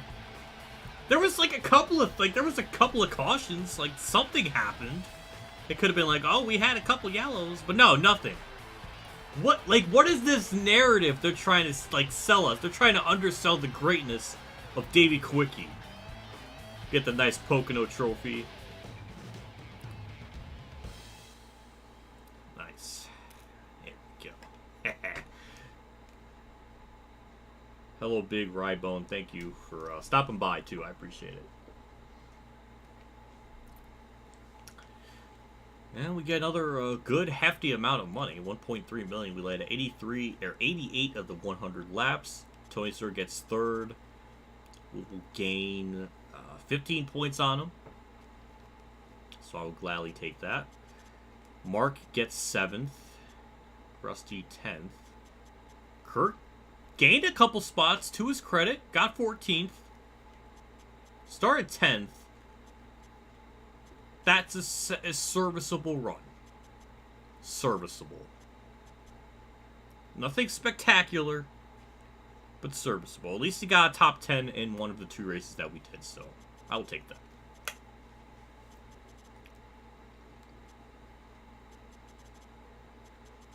Yeah, only, jeez, 10 on the lead lap. Damn, at a track like this, that's so big. It's kind of rough. Yeah. Hour and 46-minute race, 3 cautions for 9 laps. I was thinking we shaved out to about 10, but I was about a lap off, so that helped. So I think if we didn't have the yellows, maybe we could have saved, like, I don't know, 3 minutes? I don't know. But still, you know, definitely a lot longer than Dover. Dover was an hour and 15, that was an hour and 46, so damn. Yeah, simple enough race. Don't really got to do too much in terms of repairing, so technically we don't have to really worry about that, which is good. Oh my oh my god. At least Kurt finished both races, which makes me happy. Holy shit! Sprinter! God damn! You're fucking amazing, man. Thank you so much for the $97 super chat. God, holy Christ. I can't thank you enough for that. That means so much, man. Thank you so... Oh. Ah! God, I love you. Thank you so much for that. Oh, my face hurts. God damn it. Oh, I'm so thankful. I like Kurt, which inadvertently it aligns with you liking Kurt, and it's just like such a spiritual connection. I don't know what I'm trying to say. Can't do anything with our engines here. Oh, I can't even think right. I'm lightheaded. That's awesome. Thank you so much, man. That means it helps me out so much with stuff. Shop petitions. Yeah, we're good with everything. We don't got to worry about anything else with the car. We'll take a quick look at the point standings before we log off here. We have a 74-point lead on Stewart, so we did gain a little bit. Michigan, I know for a fact we're going to lose spots, so it's good that we got the win here. Then we got Michigan and Infineon, so it's going to be probably a very quick stream, because Michigan we could probably get done very quickly, same with Infineon, so that'll be interesting. Then we got Daytona, which last time we did Daytona in Season 1, we legitimately ran dead-ass last. And that was really bad, so who knows how that's going to play out. As far as the lap led stat, we are destroying them. Literally over 1,200 laps led more, which is disgusting. And, oh, hey, look, Kurt led 6 laps. What's his stats like? 1 top 5, 6 top 10. It's actually better than... Yeah, 2003. Yeah, it's actually... Okay. Actually, we should take a look at the top... Actually, the overall top 10 point situation. Jarrett 6th, Martin 7th, Kurt still 8th, Newman 9th, and Rudd 10th even after DNFing, I think, or just having a bad run altogether. Jimmy's in 11th. Okay. Well, that does it for me, I guess. Thank you, everybody, for stopping by in the stream.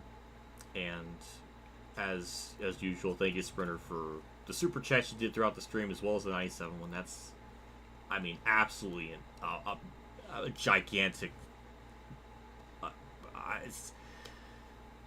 thank you so much. I really appreciate it.